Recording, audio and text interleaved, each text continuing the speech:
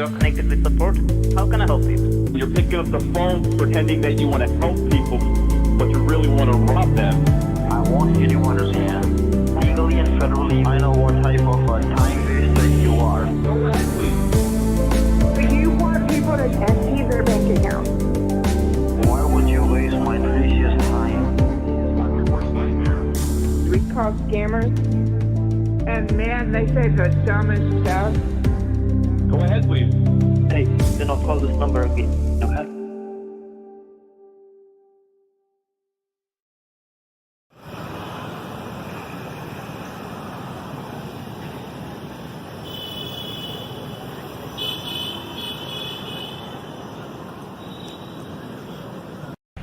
I'm CJ Scams, and I'm reporting live from the Genesis building in Kolkata. Even when you feel low, you can still go. Even when you feel slow, you can still go. Even when there's no hope, you can still go. I never answer to no, man, I still go. Go, go, go, go, go, go, go, go, go, go, go, go, yeah, go. Hustle hard, hustle every single day. I'll be making moves till I'm buried in my grave. To the system, I don't wanna be a slave. I've been doing shit my way, or the highway. And in the driveway is a nice range. Cause I grind through the climb, I invite pain. You'll never hear me, bitch, nah, I don't complain. Just gotta flip the switch and you can go and obtain anything you want, anything you need. Your mind's got the key ingredient, it's belief. They'll deceive with the negativity, but I just slide right by that energy. Even when you feel low, you can still go. Even when you feel slow, you can still go. Even when there's no hope, you can still go. I never answer to no, man, I still go. Go, go, go, go, go, go.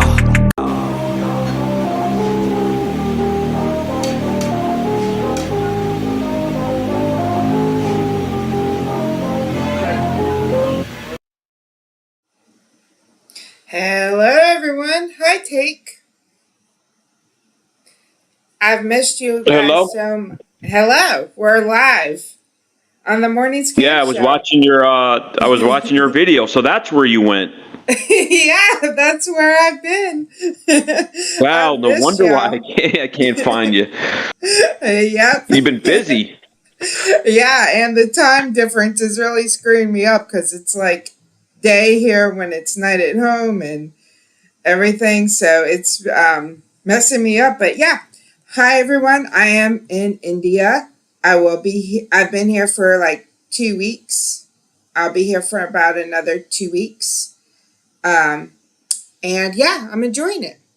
So what have you been up to? Oh, you have 2 weeks more? I was thinking you were going to be gone for like 2 more months. Yeah, we'll see how it goes. Oh. Yeah, you've stayed your welcome, right? Yeah, I mean it's super beautiful here and wonderful, but there's just a couple of things that I miss about home. But I truly love India. It's extremely beautiful. The food is amazing. The only thing that I'm really struggling with as far as living here is the bathrooms. The bathrooms are nothing like the bathrooms at home.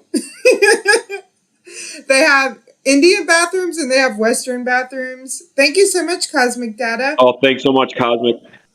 And I don't know how to use the Indian bathrooms, except I guess people get naked. I don't know to use the bathrooms. But they don't have toilet paper. They're wet. It's very awkward. So it's just a lot different.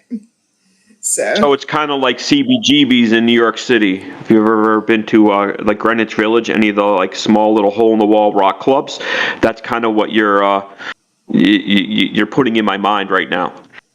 So the bathrooms are about the same, I would think. Yeah, they're basically like holes in the ground, which is totally fine. It's just that I'm not used to it.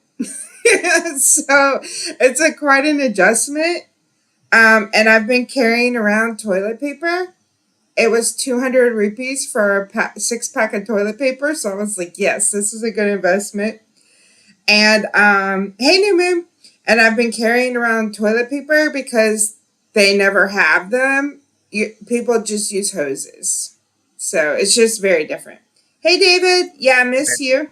Thanks so much, David. Awesome cat picture in his avatar.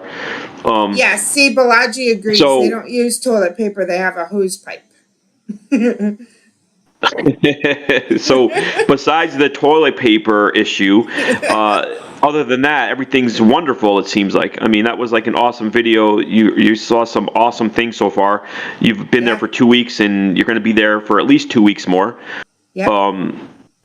And you've been all over India, right? South to north to in between. We won't say exactly where you are because scammers are catching on. We want you to be safe. But, I mean, you've seen a lot of stuff in 2 weeks. Yeah, I have. It's been, it's really, seriously, y'all, I guess has it been more like 3 weeks? I don't know. I left on August 29th. Yeah, August 29th. Yeah. It's 14, 15 days. Yeah, it's been a very y'all, it's an extremely beautiful country. The people are so kind and respectful. Like everyone's so kind. To me, like I know there's a language barrier. Even though they speak English, it's still a language barrier. Because they don't, a lot of them don't understand me because I don't speak like the same English as them. But they're still like very kind, very helpful. Just like every Uber I've taken and everything, everyone's been extremely kind to me. It's been super fun. If it weren't for the bathrooms, it would be a great country to relocate to, but I'm having a hard time adjusting to the bathrooms.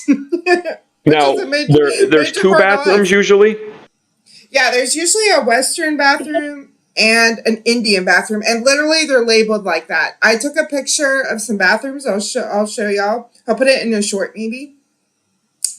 But what's the difference?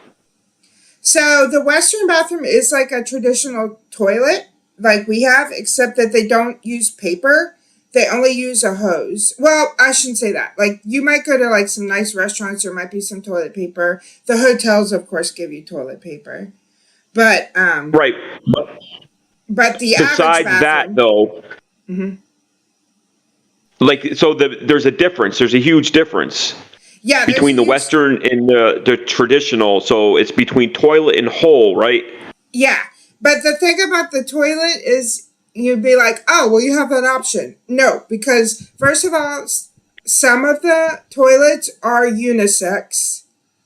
The seats are up because the men use them, and there's no toilet paper. So you can't like close the lid without touching it. The seats are wet because people use the hose. The floor is all wet because people use the hose.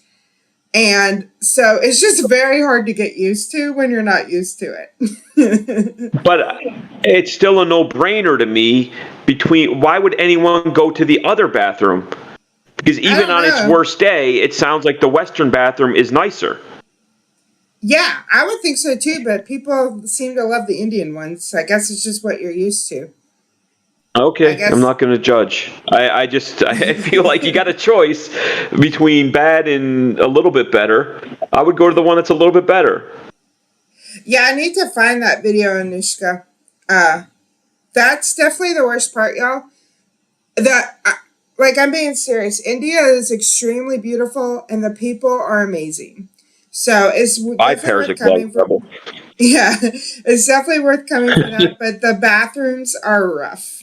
At least when you're okay, I shouldn't say that. I mean, no offense to Indians, they're just different than what we're used to. So that's what makes it hard, you know. So, I guess. I mean, I still want to go. You're not going to scare me just by some dirty toilet talk. But I would still go.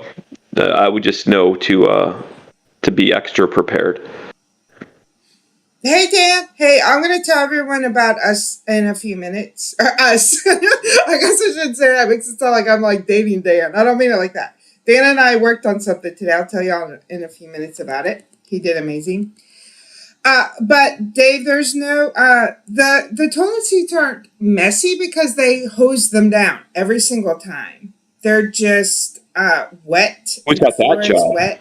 Yeah, everyone does it on their own, and but they're just super wet, and the floor is wet, and like I don't really know. I'm sorry, like I'm sure it's common sense, but I don't know how to hose myself off without getting all my clothes wet and stuff. I've never practiced that skill. So it's very awkward. Have you reveled yet? Have you been to a fancy type of restaurant? Yeah, I've been to a few of them. Some of them had paper, some didn't, but they were still, it's just like America. Like they have some real nice restaurants, like sit down restaurants, and then they have more casual restaurants. The one that I was eating at in the video at the very end was like, I guess you'd say more of like a street side restaurant. They happen to have a place to sit, but they just like where I was sitting at the end is the only place to sit there. So it's not really like a restaurant. It was like a street side thing, but the food was super awesome. So I'm just thinking jobs. I mean, it sounds like it would be a great job creation opportunity, hosing down those bathrooms. that's true. Very Not true. that it's going to make anybody stop scamming to go get that job, but it's just another job. Yeah, and I visited some famous buildings from Scambaiter videos. I visited the BVL Yeah, that was complex cool. in Hyderabad. That was in Pierogi's video. I visited the Genesis building. That was in several videos. I know Pierogi had a video. There was some other people that had a video.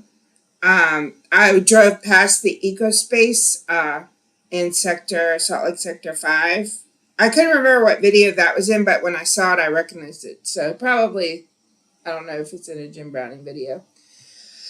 Now, So yeah. have you? Oh, go ahead. No, go ahead. I got a ton of questions for you. It's like I'm interviewing you.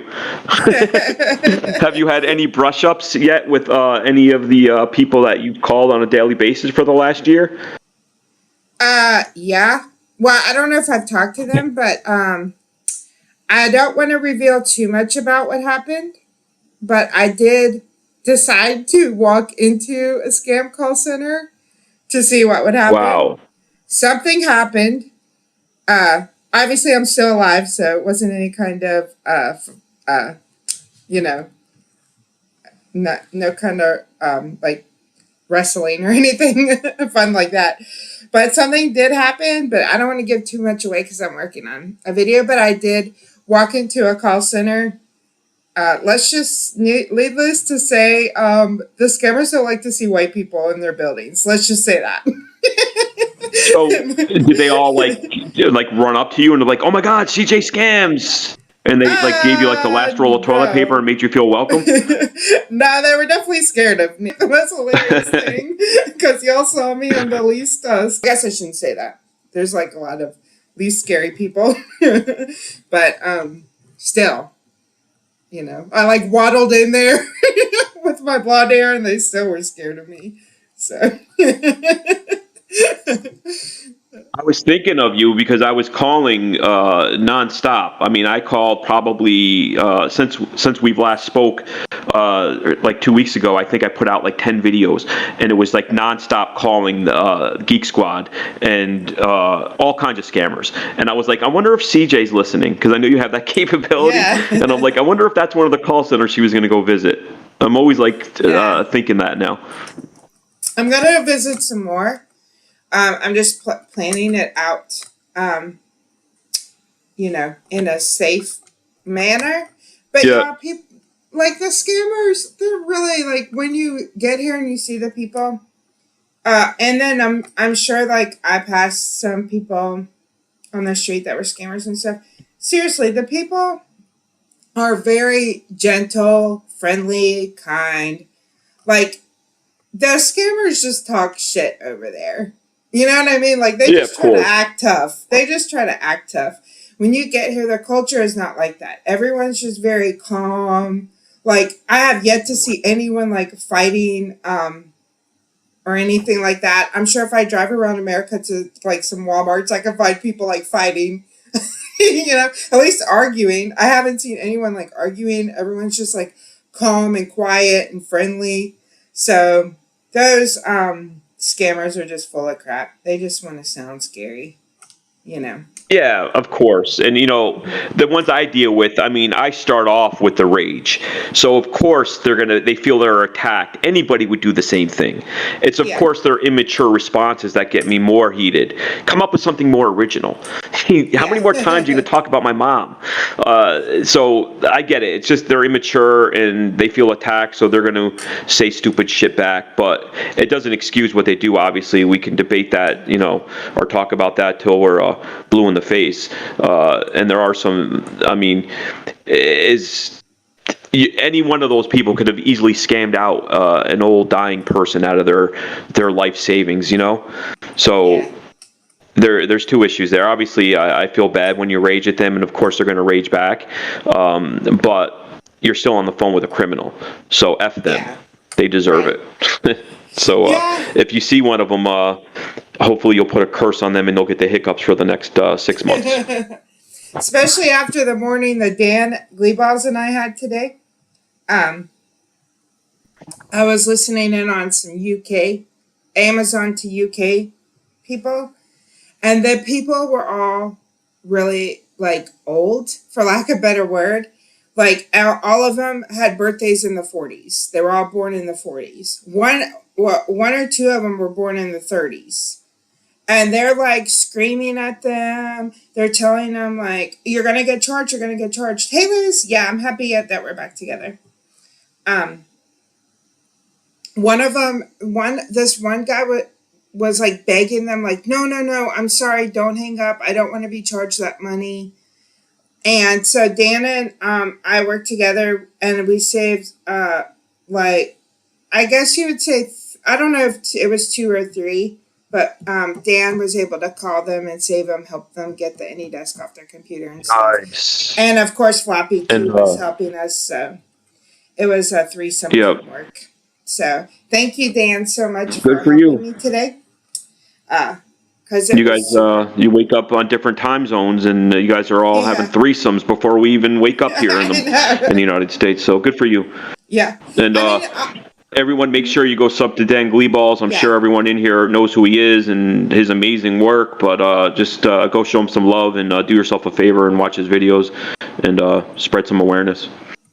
Yeah, and we'll make sure we force him to come on season 2 of the Morning Scam Show. Yeah, he's been a good friend. He's always been a cool guy to talk with, and he does great work, and he's humble, and I think he's been on our little show here 2 or 3 times already. So yeah, it's always interesting to see what he's got going on. And speaking of Dan Gleeball, so the other day I was in Discord. I haven't been in Discord in I don't know, about a week or 2, but I was in there chatting, and it was Chester was in there, and he said tomorrow's Brit Takeover Day, and then so he had a premiere. Dan Gleeballs had a premiere. Behind Bars had a premiere, and oh man, I caught Behind Bars premiere, which was amazing, but I missed Dan Gleeballs and Chester Drawers because Chester was telling me it was on UK time, and he didn't realize he's saying 7 o'clock, so I'm thinking I have the whole day, and at 7 o'clock I'll go catch Dan Gleeballs. But that's England time. It's not American time, which would have been 2 o'clock or 3, whatever. So I apologize, Dan. I missed your premiere, but I always liked your streams and your work. I missed all of that. That sounds like fun. And speaking of Chester, he won't be joining us for at least another show or 2. He's very wrapped up. Unfortunately, we lost the Queen of England. So he's wrapped up in doing funeral services. He's got a very important, high-profile job. So he's got to take care of, important real-life things. But, you lose a queen. It's not every day you lose a queen. I mean, it's like 10 days of mourning for that country. So we wish you well, Chester, and everybody in England. Yes, that's true. So Dan's premieres are Tuesday. Well, that's today, right? Not yesterday. Today's Tuesday? Today's Tuesday. I really need to put us all in the same time zone. Yeah. This is nonsense now. How long have I've been talking about this? Well, last night I stayed up till 5 p.m. streaming your time, but I ended up staying up till like 4 a.m. here. And then I had to get up to have breakfast because they only serve breakfast at the hotel till 10. So it's a nightmare. So can you please work on And that? what's funny is I'm probably more adapted to Indian time than you are. I have just weird sleep habits from the MS nonsense. So it's like, if you're up at 3, 4 in the morning, that's when we should do our work. Call me, because I'm up. Yeah. There you go. And then during the day, I miss your streams because that's when I'm sleeping. Well, I can hook you up with some UK scammers. Maybe you can call in the middle of the night. I would love it. I mean, I wake up, I'm looking to rage at somebody. I mean, I'm not going to rage at my cats. They're calm. They're each and everything are all sleeping. They're snuggled. I'm like, oh, it's a moment of peace, and I'm not about to get them riled up. So yeah, give me a scammer to rage at, and I'll be happy. Yes, especially ones that pick on people that were born in 1940. Oh, yeah, disgusting. So gross. Yeah. But we do send our condolences for the Queen. I can't tell you that I have any emotional attachment to her. I'm sorry, but she was a person, so I do send my condolences for the country. Listen, I don't follow politics even in our country really, or anything. But all I know is a lot of people have said wonderful things about her, and it's just a long mourning process for that country. So I feel like it's a little bit different than just losing somebody else. Although every life is valuable, but sure. I feel like she made a huge difference in a lot of people's lives. Yeah, for sure. Somebody could correct me later if I'm wrong, but you always get the hate mail. Like, how could you say that about somebody? They did this, they did that, but I don't know. Yeah, well, don't kill the messenger. Yeah, you never want to wish death on anybody, though, even scammers, because death is final. If someone's alive, no, I'm just there's kidding. Hope. Someone's alive, like there's hope that they can change. Right. As scummy as they are, everybody can get a second chance. It's the people that have no remorse, that are just truly scumbags and bad people, and no matter where they are, they're going to be criminals. They could be somewhere where there's thousands of jobs. And let's talk about that for a second. The more scammers that I've talked to over the last couple of weeks are doing fine. They're not doing it to survive. They're doing it, and they'll even tell you straight ahead, I'm not going to go get a job that pays me this when I could do this and have a nicer car and a nicer place. So it's not about surviving. It's about trying to get rich quick and not caring who you hurt to get it. You're going to be a criminal no matter what country you're in. That's the way I see it. I agree. The unfortunate part, though, is that they have that opportunity to do it. You know what I mean? Like, maybe if they went somewhere else, like, if they did move to America, the opportunity would be harder to find. But still, I agree with you. Yeah. Because if you don't care... At the end of the day, it's still no excuse to ever hurt somebody because your situation is not good. That's the way I look at it. End of story. Absolutely. So if I have any buffering issues, I've been having buffering issues every time I streamed. Y'all know why? I'm on Wi-Fi internet in India. So I can't do much about it. I did get an Indian phone number. So I have an Indian phone number now, which is pretty cool. But is there any reason why, like, lately it's been like really bad phones? Like, most call centers that I've called have been staticky. It's just been horrible to get content. And I'm just wondering, and somebody had suggested that maybe I was calling Pakistan and it was because of the floods, but I'm pretty sure most of them that I've spoken to are in the Calcutta area. I'm sure one or two might have been in Pakistan, but a very small percentage. Is there a reason for that, or is it just my luck? Are you finding that? Idea. I'm not It just sure. seems more than normal. Yeah, I don't know because I really haven't been baiting the same way lately. I've mostly been focusing on these robocalls because no, there's not a lot of people doing that. Most people are doing the emails and the incoming calls. So I've been focusing on the robocalls. Which yeah, they sound staticky sometimes. It has been raining some. But I've been traveling. I don't know that because I've really been traveling around India. I haven't really been like was in Hyderabad for a little bit when I went to that call center. I was in Kolkata for a little bit, and I've just been traveling around. I just decided just to be on the safe side, like I wouldn't disclose exactly where I am right this second in Right. India. No, please. But I've been traveling around to different places. Like I've been to Delhi, all over the place. And I'm doing some more traveling. So next week, I'll be back in South India because I'm filming something with a fairly large Indian YouTube channel. So I'm really excited about that. That'll be fun. Awesome. So I'll be in South India then. But but it has been. I don't know. That's a good question. I'm not really sure unless. It's driving me crazy. For selfish reasons. I mean, every time I call, it's like they pick up the phone. I'm like, just hang up on me. Next. It's just so annoying. And then the other thing I've been experiencing is, and it's a terrible. It makes you sick. The call centers that I call now are so crowded. I mean, it seems like there's more and more people doing this.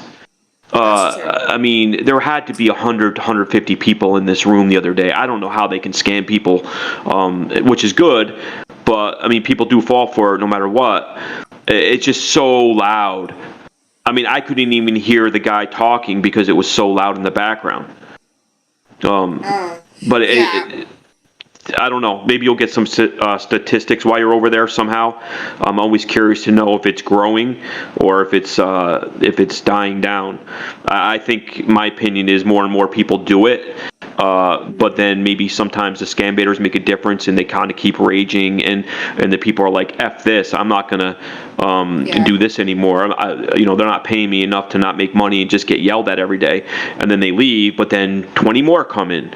It just seems like a revolving door, but it seems busy lately. Yeah, but when, like, at least for the call centers that I've been listening to, there's the percentage of people that take the bait from the scammers is low. You know what I mean? Like, that people are aware. They're like, I'm not downloading something on my computer, or Amazon wouldn't call me. Like, a lot of people know. So we just have to get to the point where more and more people know, and then it won't even be profitable for them to do those kinds of scams. Like they'll have to make up some new scam or something, you know? Yeah. Yeah. That would. The more awareness, the better. Hopefully, eventually, there'll be one or two people down from 100 in a call center because it's so tough for them to make a living hurting people. But right now, every single time I call in the last 2 weeks, it was either bad phones or just overcrowded. Yeah. It was tough. So, and actually, that reminds me to make sure that I don't know if we can post a link to the documentary that you were in with Sven. The one where he called you.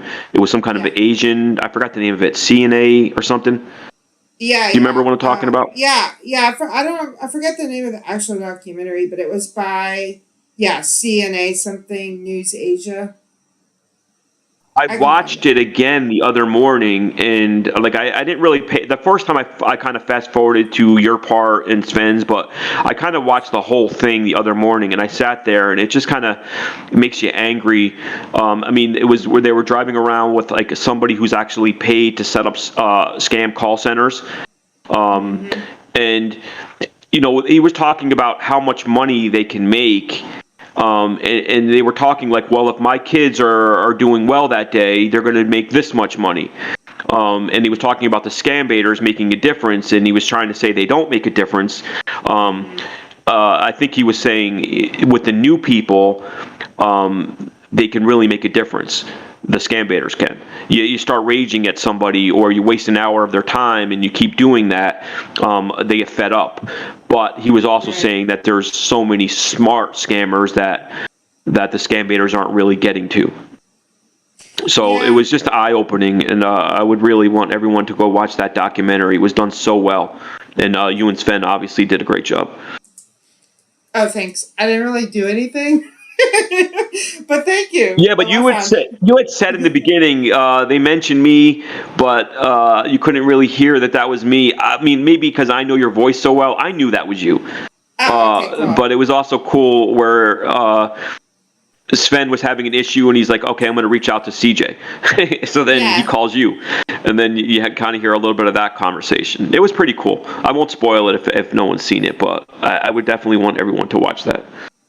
Yeah, it is a super good, very well made, interesting documentary, and Sven is the star of it. I just jumped in for like a split second, but still, it was cool to be in a documentary, not gonna lie. They did kind of do some kind of voice distortion on me, though. I swear they did. It wasn't some, well, yeah, you kind of, I mean, maybe somebody who doesn't talk to you every single day or every other day wouldn't know that it was you, but I knew that it was you. And then he also mentions you. So it just, the documentary was done so well. It wasn't like a rinky-dink, independent type thing. It could have been played on, national 60 Minutes. It was done very well, and it was cool that they, I don't know how they talked to the scammer, the head of the scammer, the person who sets up scam call centers for people. It was just so interesting. Yeah, and I really want to find that guy and get him, because he's the one that said, "You'll never catch me." Right. Very cocky, arrogant, driving around, and I mean, I would, the nicest car, going on vacation in the Himalayas. He was very well spoken, very. It was interesting that he took the time to actually do that, where most scammers will hang up on you. I don't know if he was paid money. I don't know behind the scenes, but it was just fascinating to me that they could spend that much time with such an arrogant criminal. Yeah, for sure. But anyway, that would be hard, because I'd want to slap him. I'm not gonna lie. Like, I wanted to slap these scammers this morning, and I thought, man, if I'm nearby, I'm just gonna go slap them. So I would want to slap them for sure. Do what you got to do. Just get home safe.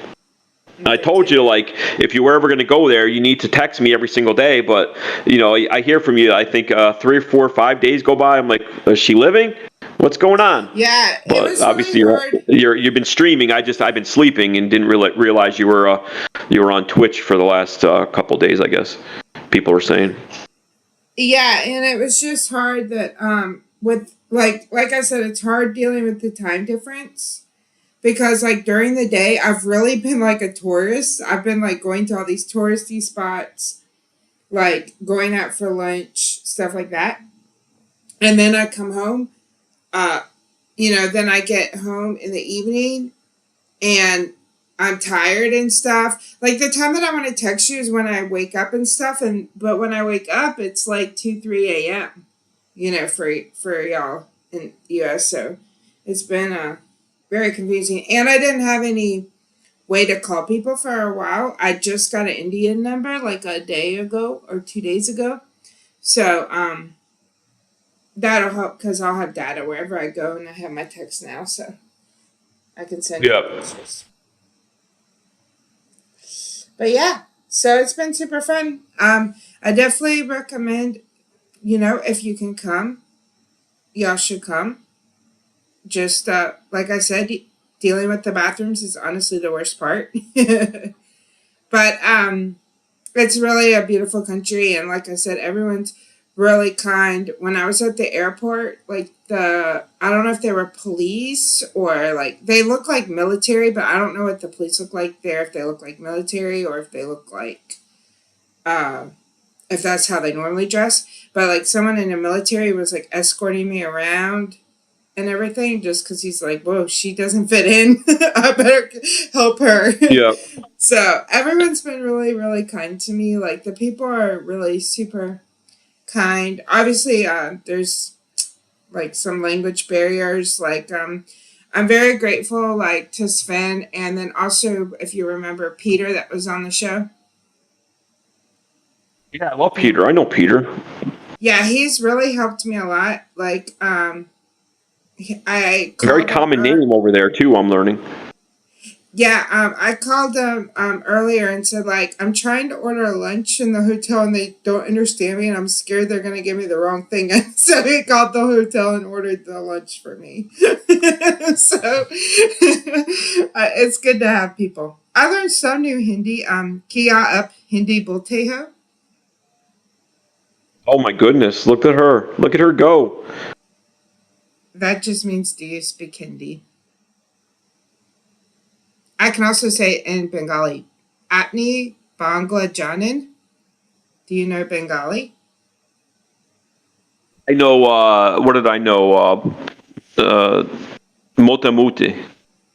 Yeah. Yeah. We've been through that to death. Yeah. But, so, yeah, that's awesome. So I've learned a few phrases, but still, I'm no Tagal Media scam freaks, that's for sure. Well, listen, you're out living the world, living the life, seeing the world, and I'm, waking up 4 a.m. to study this stuff for 2 to 3 hours just to get to the basic point. So you stay there for another couple weeks and you'll be way past me. Nah. And I know how to say Kia ye scam hey. Is this a scam? Yep.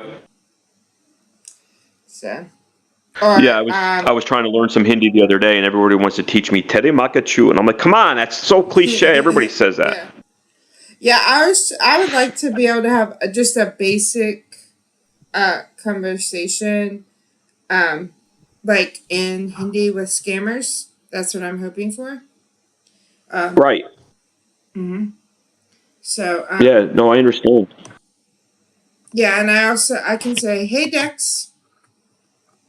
Yeah, David. The good thing about the toilet paper though is you can buy it for just 200 rupees for a 6-pack, which is pretty cheap. But then you have to carry it around with you.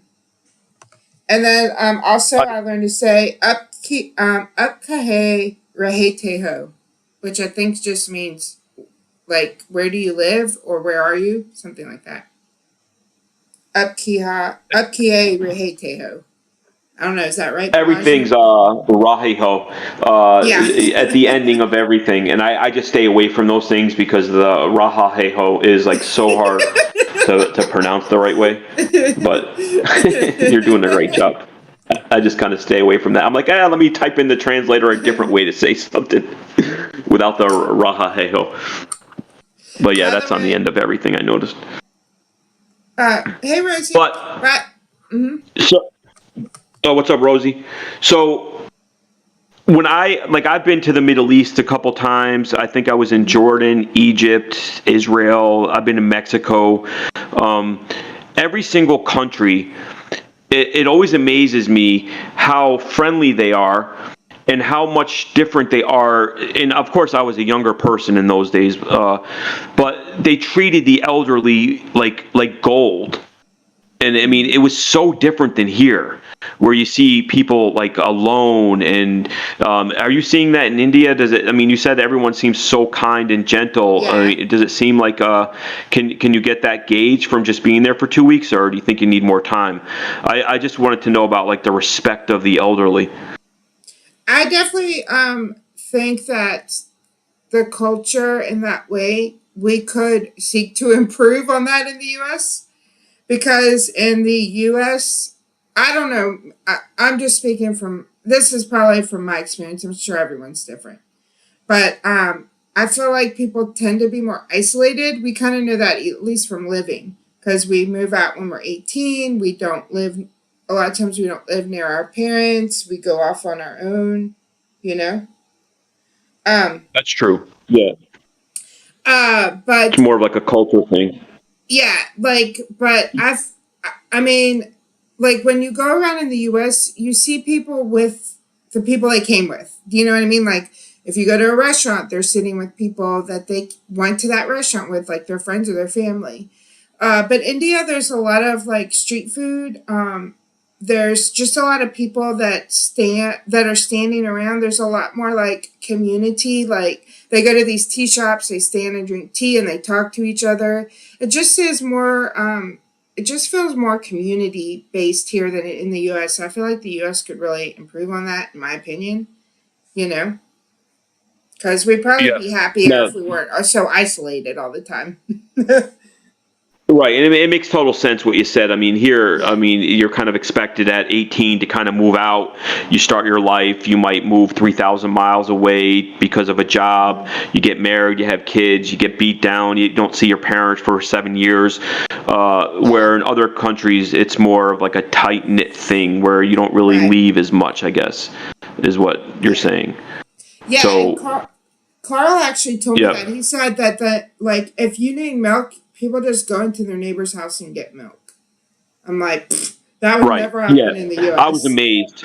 Yeah, I was amazed when I was in Mexico, the treatment that I received from these people. And I mean, I have crazy stories which I won't bore you with, but I mean, I was on a dirt road and the little bus broke down and you felt like you're in the jungle, and it's like right out of a Narcos movie, and you think people are going to come out and shoot you, and all of a sudden a family comes out and takes you into their house, and next thing you know, you're in the backwoods of Mexico. You're having 3 o'clock dinner with the whole family, father, grandma, grandpa. I mean, it was just, the love was just so amazing. Where here, you see somebody broke down on the side of the road, and no one's stopping.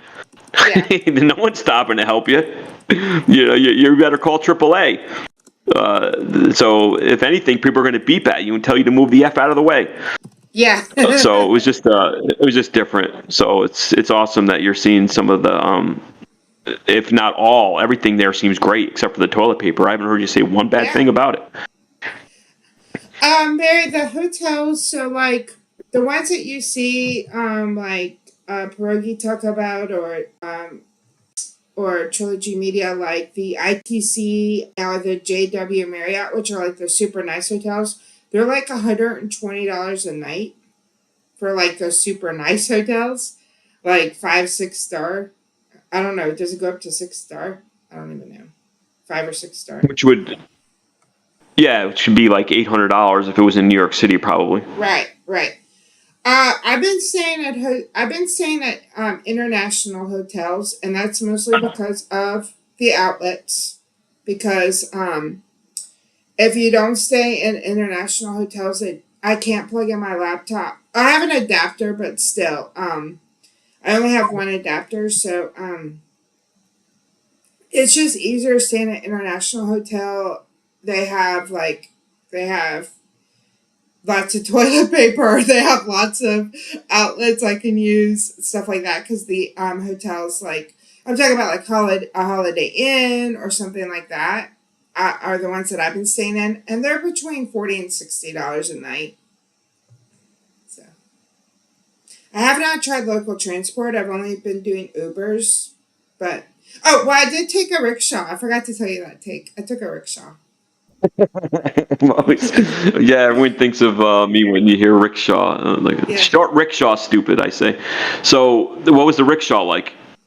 Uh, I mean, it was like riding in like a golf cart from 1972 up a hill in traffic. Yeah, That's what that's it how I was like. envision it. Kind of like when they call in the relief pitcher at a Yeah. baseball game, and they kind of bring them in the bullpen car. I always think of rickshaws. Yeah. But it was fun. I'm glad that I did it. Nice, JC. Hope you brought some extra socks. Yeah. Um, And in case y'all are wondering, I have not gotten sick at all.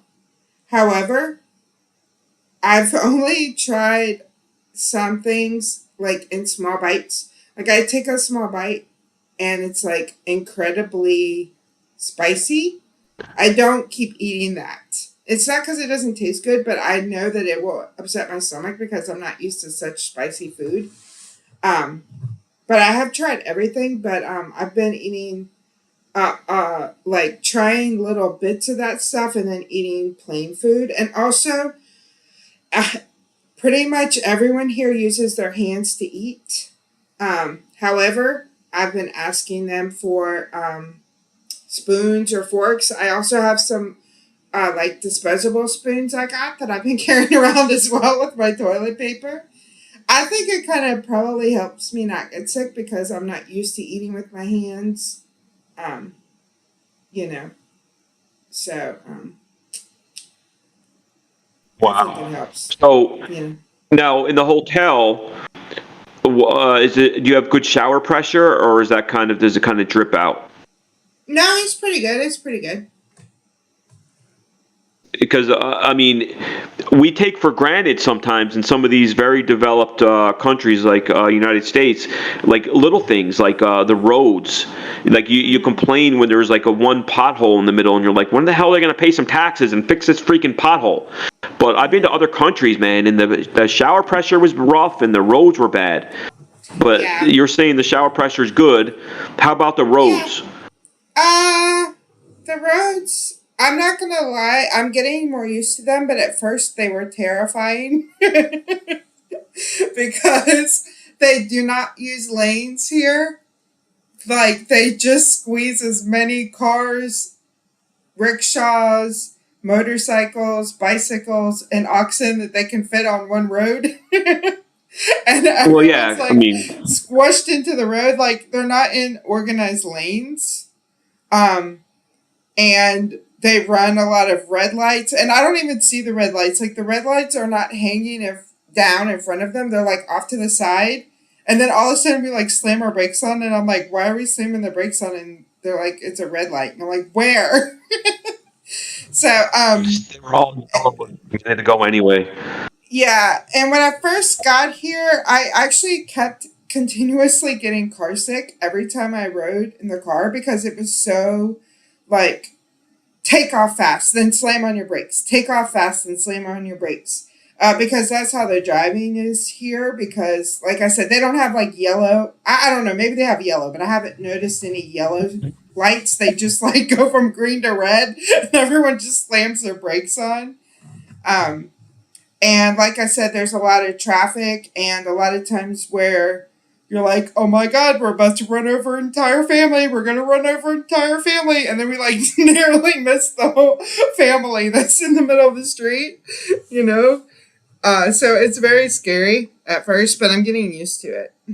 So, I mean, I would be curious to know if it's are there more road driving accidents there or in a country like here based on the amount of people. I mean, to me, it's like maybe they have something, they're doing something right. No lanes, everyone's there. yeah. Something gets in their way, they move. Yeah. I haven't seen any So accidents. maybe it's not a problem. Yeah, I haven't seen any accidents. Which in the US, if you drive around for 2 weeks, you're bound to see an accident. Because I've spent a lot of times in Ubers this last 2 weeks, like going place to place. I've been to a lot of, um, uh, tourist sites. I haven't seen any You're fine. accidents. Yeah, you're fine because percent of the accidents happen like 10 miles from your house. Oh, really? Joining us shortly. Yeah, I think we're buffering a tiny bit, Yeah, unless it's my that's reception. no, But it's oh yeah, probably awesome, my cool, internet. confirmed it. Yeah, But it's probably the internet. I can't, you know, I don't think but there's a that's cool. You total. said Pierogi's joining us, right? Yeah. Um, Good. are we ready for him while he's driving, or should we wait till he gets to the office? Uh, Whatever you think's better. I mean, if you want to play my little nonsense video where I kept calling asking if Pierogi was there, hopefully he's in the car and he can Oh, hear it. But I'll still talk to him about it. yeah, sure. I had a lot of interesting conversations with scammers about Pierogi. Um, but yeah, I mean that'll take us 18 minutes. Oh, yeah, sure. Well, we could play. Yeah, I'm having internet issues because I just heard thunder too, as well. So it's probably starting to rain here in India. Oh, New York too. Wow. So maybe I'm actually in New York. Stop by. Bring a Yeah. bagel with cream cheese, light cream cheese. Um, wouldn't that be funny if I thought I was in India this whole time, but I was actually just in New York? Right down the street, right? Yeah. Yeah, it's buffering. Video. Come back from You this. know, We will have the man himself on. How's that sound? that sounds amazing. I cannot wait to speak with him. But I will say that I did call, like, I think 2 weeks in advance because I kind of knew that he was going to join us for our 75th show.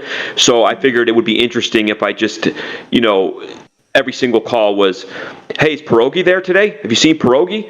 You know, I mean, Yeah. and then getting their responses. But I didn't put all of the calls. Obviously, I'm not going to bore people with my nonsense for an hour, but I could make about, I don't know, 10 more videos of just asking if Pierogi's there. Yeah. You know, it really, some of them, as soon as you say that, they'll say, "Your voice is breaking." It's like, I mean, they really know who he Stupid. is. It's so Yeah, well, funny. hey, Eagle But Strike. every Hi single there. call for a week, I was like committing to it. I was like, I'm not going to rage nonsense about being stuck in a tree or a manhole, although I did put some of those calls in here. But it was just a pierogi couple weeks, and I just wanted to see the reaction. So even if I got called from a Medicare scammer, it was like, oh, I do have Medicare Part A and B. I was working with a gentleman named Pierogi. Everything was pierogi. Well, that's awesome. Well, I'm definitely anxious to hear it. So let's play that, and then we'll be back in just a few minutes with our BFF Scammer Payback. All right. You're mentally sick, sir. If I do a legit job, I cannot fulfill my lifestyle. You got me? I'll call you back, bitch. It's what I do. Why are you keep on calling? Why are you keep on scamming? I'm not scamming. It's number block, Rita. You can't block me. Ah, mujhe block nahi kar sakte. Thank you so much for holding the line. My name is John. How are you? Hey, John, how are you? I'm fine, sir. Thank you for asking. So I believe that you are looking for some promotions and discount regarding your cable TV, internet, and home phone service bill. Yeah, absolutely. I was working with the gentleman before. Is Pierogi there today? Sir, there is many distortion in your voice. Can you speak clearly? Oh, can you hear me now?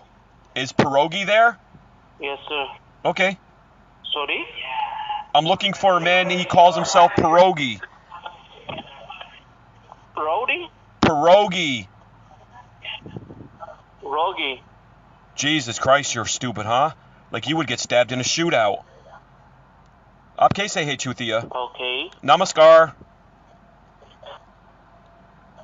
नमस्कार. तुम्हारा असली नाम क्या है? मेरा असली नाम John है. Oh, okay. मेरा नाम Tagaw है. आपसे मिलकर अच्छा लगा. Yeah, I'm looking for a man. He calls himself Pierogi. He's got blue hair, and he messes with scammers a lot. And I didn't know if he was working there today. Okay. You haven't seen him? तो मैं क्या कर सकता हूँ? Yeah, I'm sorry. क्या कर सकता हूँ? मुझे माफ करी. मेरी हिंदी अच्छी नहीं है. क्या आप अंग्रेजी बोलते हैं? मुझे हिंदी आती भी नहीं है. Oh, बहुत धन्यवाद. But you haven't seen Pierogi then today, huh? Hello. Okay. Yeah. Hello. Hello. Hello. Namaskar. अच्छा. आगे. Okay. Yeah, मेरा नाम Tagaw है. क्या Pierogi वहाँ है आज? क्या वो आज वहाँ है? की बोली है ना? कृपया अंग्रेजी बोलते हैं कृपया. मेरी हिंदी अच्छी नहीं है. Yeah, मुझे माफ करी. नहीं है. Yeah, मुझे माफ करी. Okay. I'm so sorry. I'm just learning. Tell me now in I'm looking for a man. English. Shh, settle pedal. I'm looking for a man named Pierogi. He's got blue hair and he messes with all the scammers. You know, the losers, the people that call people and they pretend that they work for cable companies and internet companies and they take people's money. You haven't seen Pierogi there? Yeah. Jeez. No. Okay. Then why'd you guys call me? No. Yeah, all right, call me back. Look for Pierogi and call me back, okay? Call me back. Call me back. So, okay. Okay. Yeah, Firmidenge. Thank you for calling support. You're speaking with Alex. How may I help you? Hey, I'm hoping you can help me. I don't know who to talk to, but I got to put in a complaint. Listen, I was only hula hooping for 5-10 minutes before the security guards come grab me. Next thing you know, I'm in a room and they have me strip searched, and one guy is like groping my tickle branch. What's going on in this place? All I was doing was having a hula hoop contest with these little kids. Yeah, all right, I'm a little drunk. You got me. But I should be able to hula hoop like anybody. Next thing you know, the security guards are just beating me down. Go ahead, please. What can we do about this? How are we going to make this right? My giggle stick is bruised. Those security guards were extra rough with me, sir. Yeah, go ahead, please. I'm sorry. Go ahead, please. So why the security guard is like grabbing you and The security guard didn't like me because I'm an older person. I might have drank about, 18 beers, but I could hula hoop. And I started hula hooping, and then the security guards don't like that, and they pull me into that back little room, that little office there, and then they strip search me, and then they start fondling my tickle branch. I'll never be the same. I'm scarred for life. Go ahead, please. You're not responding. What's with all the silence? okay. What's okay? I'm not okay. What's okay? So where are you right now? Right now, I'm in my car. I'm outside the store. I'm still shaking up a bit. Those security guards were extra rough with me. Which store? There was no reason to strip search me. I didn't steal anything. What? Go ahead, please. Which store you are right now? Which store you I'm are? at the big store, downtown Manhattan. I'm right outside. But listen, they have a couple things that were in my pockets because they strip searched me. I'm lucky I escaped out of there. Otherwise, my giggle stick would be just flapping around in the New York breeze. But I got my pants on. Oh yeah, I got my pants on. But they had my 75 cents. I had 75 cents in my one pocket, and they kept it. And I was gonna buy the hula hoop. That's my lucky hula hoop. It's like half black, half purple. I was rocking it in there. I was gonna win the contest. And that's another thing. Those girls owe me $23. Don't you say goodbye? Good afternoon. You have reached Synergy Finance. How may I help you today? I was looking for a man. He goes by the name of Pierogi. Have you seen him? No, I haven't seen him. Okay, do you know So what? you are dealing with him? I've talked to him in the past once or twice. He was very nice to me. I wanted to see if I could talk to him again about a couple things. And I knew he was connected with you guys somehow. I don't know. You said you're a finance place? Yes, it's a finance company. You can talk to me, no problem. I'm one of the senior manager here. So how much money you'd like to use for your business? Oh, I don't know. Probably. Oh, hold on. There's a truck right next to me. That was loud. That's rude when I'm recording. I don't know. Maybe about 14,000. 14,000. And what's your plan with that money? What's my what? What's your plan? How you're planning to use this? Well, I like to give it to people when we do a lot of charity work. What we do is we work with victims that were scammed from scammers. You know, people that pretend to be banks in different companies, and they scam these poor old people out of their money. And we like to try to help them get some of the money back. Okay. Yeah, go ahead, please. Why did you put my call, on loudspeaker? Why? No, you're the same as before. What do you mean? No? What are you saying, Gandu? Tumhara asli naam kya hai? Who is this? Kaun hai? कौन है? Mera naam Raj Patel hai. Say it. तुम्हारा नाम राज पटेल है? Yeah. और आप तुम्हारा असली नाम क्या है? मेरा असली नाम क्या है? Oh, have you seen Pierogi? No, I haven't seen Pierogi. Who the hell is Pierogi? He's the one. He messes with all the scammers, and they all run shivering like little bitches. Like they're the ones that pretend to work at the bank and tell people they're going to give them money with like a low interest rate, and they get into their bank accounts and they never give them any money, but they take money, and he makes them run. You don't know who I'm talking about? Nope. Oh, interesting. It's probably better that you don't know who he is, I guess. If you ever see that man, then you know your day is done. Sure. You'll be behind the bars before you can say chicken curry. You know what I mean? That man does not play around. Hello? Truthia? That's the end of that conversation. Hello. Hello? Hi, this is Steve from AT&T Loyalty Department. How are you doing today? Good, Steve. Listen, I was waiting for you guys to call. I put in a call earlier. I've been looking for somebody. Has Pierogi stopped by yet? I'm looking for a man called Pierogi. Thank you for calling in PayPal. This is Jason. How may I help you today? Jason, is Pierogi there today? Is there a guy named Pierogi working there? Sorry? I was looking for a man named Pierogi. Yes, sir. Okay, can I speak with him, please? Sir, your voice is breaking. My voice is fine, Gandu. Your life is breaking. Tumhara asinam kya hai, Chutia? Go ahead, please. Well, thank you for calling PayPal support. You are speaking with Melvin. How may I help you? Melvin, do you hear me okay? I hear you all right, sir. You sound ridiculous. Go take a glass of water and fuck yourself. Oh, really? Yep. Bye, Melvin. Firmilinge. Hang up the fucking phone, Melvin. Jesus, you're so stupid. You would throw rocks at yourself. Hang it up, Melvin. Well, I'm sorry I can't do that, sir. You have to do it by your own. Okay, I'm not gonna, so why don't you help me out? By your own. Help me out. I'm trying to learn some Hindi. Let's be friends. How do I sound when I say "Me tumhari mako chodunga"? Did you understand me? No. Me tumhari mako chodunga. You don't understand me? I don't understand. What did you say? Okay, what if I say "Tumhara asinam kya hai"? Did you understand that? No. Okay, why does everybody that I spoke to in your office today understand me and they speak Hindi, but you don't, and you're playing games with me? Tumhara asinam kya hai, Kamini? Everybody and who's speaking? I'm sorry? Hello. Hello? What did you say, sir? Is my voice breaking? No, you sounds better, but I don't know what the word is not clear, right?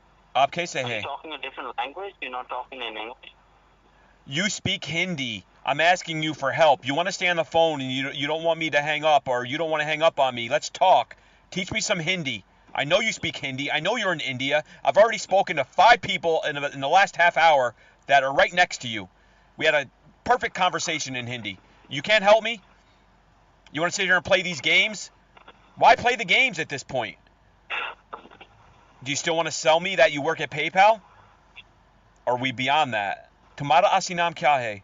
I don't understand what he's saying, sir. Of course you don't. You're too stupid. Like, you are really stupid. You're as useless as a screen door in a submarine. Oh my goodness. It hurts talking to Are you. you calling me stupid? You calling? Bevakoof. Yes, you understand that word? You calling me stupid? I'm calling you very stupid. Like you're not the stupidest person in the world. You're not the stupidest person alive, Gandu, but you better hope for damn sure that he doesn't die. You're getting pretty damn close. So, tumhara asinam kya hai? Oh, now you speak Hindi. Mera naam Raj Patel hai. Yep. Oh, Terry? Okay, nice to meet you, Terry. Aapse milka acha laga. Mera naam Raj Patel hai. Got a stupid scammer on the line. Oh, I thought you didn't understand Hindi. You want to meet for lunch? Why are you such a coward, bro? Like, do you really just hate yourself? Like, for swindling old women out of their money? Sitting there lying to people. Hurting them. Your mom's a Rendi?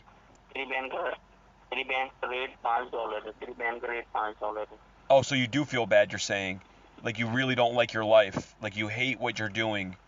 Do you know why you're going to be poor for the rest of your life? Do you know why you're going to be poor? It's not because you live in India. It's because you're just a loser and you're stupid and you're immature. That's the end of that conversation. Hello? Hello? Hi, my name is Michael. How are you doing today? Good, Michael. How you doing? I'm fine. Thank you so much for asking me, sir. God bless you. So I'm calling you from healthcare benefits to let you know that you may qualify to get additional benefits on Medicare for your cost. So I believe you have Medicare Part A and B, right? Yep, I have Medicare Part A and Part B, and I called before, and somebody was going to look into something for me. Have you seen Pierogi anywhere? I'm looking for the man. His name is Pierogi. No, sir. I haven't seen him. Okay, I thought maybe you were calling me with some information. I can't seem to find this man. Also, I'm stuck up in a tree. I don't know if you can send people to come get me. I went up there looking for the last bag of Cool Ranch Doritos, and now I'm stuck up in a tree. Can you help me, sir? I don't know what went wrong there. Thank you for calling Insurance Solution. My name is Bella. How are you doing today? Good, Bella. Listen to me. I have a complaint to make. I hope I have the right number. Just bear with me for a minute. I was at the corner of Lexington and 43rd. The street signs were perverted, ma'am. The little green guy went upstairs to the red guy, and they start going to town with each other. Perverted street signs in the city, ma'am. I thought they were gonna make nice with each other, and before you know it, they start having sex. And all the people that want to just cross the street have to sit there and bear witness to these two computer robots going to town on each other. Perverted robots, ma'am. Can you please help me? I hope I can help you, but I'm so sorry I can't. I deserve to be able to cross the street in peace. I should not be subjected to the don't walk guy having sex and oral copulation with the walk guy. Like, they need to have a caucus or a meeting or something and realize what these guys want to do. They should not be having sex in public like that, let alone on a road sign. I just want to cross the street. I don't need to be subjected to seeing this nonsense. Go ahead, please. Okay. Can I ask the street address or It was Lexington and 43rd. I got a newspaper. I got a hard roll. I went in to get my MRIs. I come out. I went across the street. The red guy starts blinking. The green guy starts blinking. Nobody knows should they walk, should they don't walk. Next thing you know, the green guy walks up to the red guy, and they start screwing each other right in the street. Okay. I don't need this, ma'am. Can you help me? Okay. Bella, please help me. How can you help me? Can you get me to the person who controls the computerized street walk signs in New York City? Yes, I'm gonna connect you now. Thank you. I'll be waiting. Yeah, I'm afraid to cross the street now. Perverts, ma'am. Don't you say goodbye? Thank you for calling Insurance Solution. My name is Bella. How are you doing today? Bella, we just got disconnected. Any luck on helping with the street signs? They're perverted signs, ma'am. The green guy was having sex with the red guy. I just want to cross the street. I don't need to be seeing a digital porno movie. Thanks for calling support. This is Alicia. How can I help you? Oh my goodness, Alicia, you sound so sweet. I'm getting a toothache just from your greeting. Can you help me? For what, sir? Have you seen Pierogi today? Has Pierogi been around? No, sir. Okay, do you expect him in later for lunch or anything like that? No, sir. Okay, are you going to get arrested later? Because it's got to be a crime to sound as good as you do. What? Or are you outside? It's very windy there. Are you outside? May I know what problem you're having? Yeah, I was looking for a man. I lost track of him. He's pretty tall. He's got blue hair. He messes with scammers a lot. Like, he always gets these little guys on the run. You know, the little buggers, and they're always taking people's money, and they're pretending that there's hackers on the computer. The losers in life, and he makes them run. And I'm just looking for this man, and I thought he would be there today. You're saying Pierogi's not there today? No, sir. Okay, I'm so sorry to bother you. If we were both squirrels, would you let me bust a nut in your hole? Go ahead, please. Madam? I don't know if you're still there. I'm just looking at my calendar. I probably could have you pregnant by March. Maybe April. Something I said? She wants me. Hello? Microsoft? Yes? What you want, sir? Why you keep calling this number? आप कैसे है? तुम्हारा असली नाम क्या है? मेरा नाम Raj Patel है. I'm looking for a man called Pierogi. He's tall, he has blue hair. He messes with criminals. Is he in your call center tonight? Yes or no? Stop calling me. Don't let You are connected with support. How can I help you? You're picking up the phone pretending that you want to help people, but you really want to rob them. I want you to understand, legally and federally, I know what type of a time waster you are. Do you want people to empty their bank account? Why would you waste my precious time? We call scammers, and man, they say the dumbest stuff. Go ahead, please. Hey, do not call this number again, okay?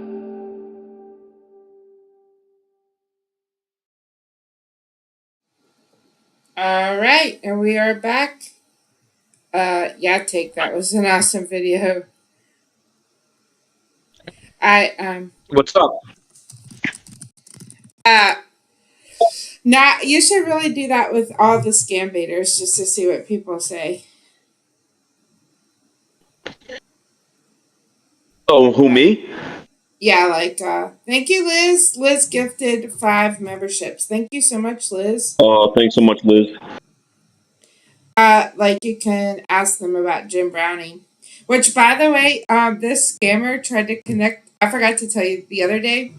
I connected to a victim's computer with AnyDesk, and then I typed on their computer like, "This is a scam. Just hang up." And then the scammers tried to connect to my AnyDesk, but they changed their name so that when it popped up, it said Jim Browning. Like that was gonna make me accept their Nice. invitation, you know? Right. Like you can mention behind the bars and you're gonna get raided and all that, and the minute you mention Pierogi or Jim Browning, it's they start shivering. Yeah. So Pierogi's just pulling into his office, so he will be here in just a few minutes. But Maybe in the future, Ghost. Yeah. But if there's anyone here that's not sub to take, you're seriously missing out. So please make sure you go over and sub to him. Oh, sorry, I missed super chats. Balaji, thank you so much for the super chat. Really appreciate that. So nice. Sorry, I missed it. I was just not focusing. I typed in the chat. I'm watching. Oh, okay. Yeah, thank you so much. And also, I know sometimes. Thanks so much, Neil. Sorry, Yeah. I cut you off. Oh no, that's okay. I'll start typing. I just, let you talk. Thanks, David. No. I'm sorry. I just forget sometimes to thank the mods for being here and everything they do. So, hi mods. Thank you guys for being here, helping us out.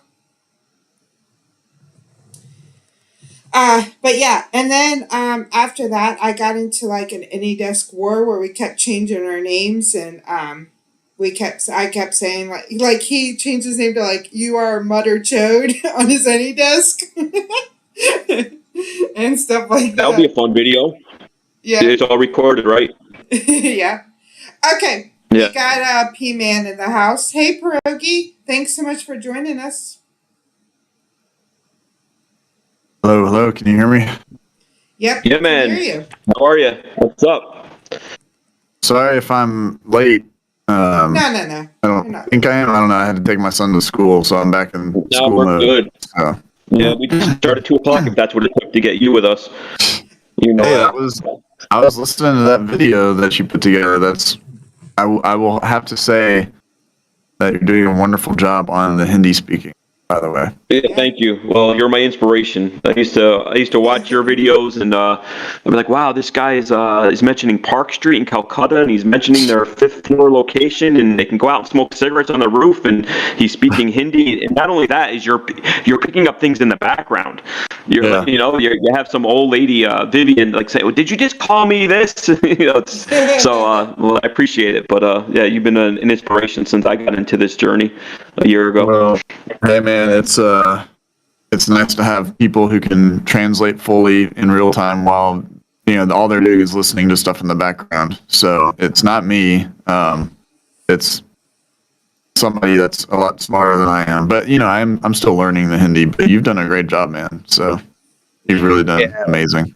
Thanks. I can do a lot better. So it's I need to wake up earlier, and you know how it is. Yeah, I'm sure with your operation and waking up and making calls and editing, I should really be spending 3 to 4 hours a day to kind of ramp up my game. But it's like life happens, and so does the YouTube stuff.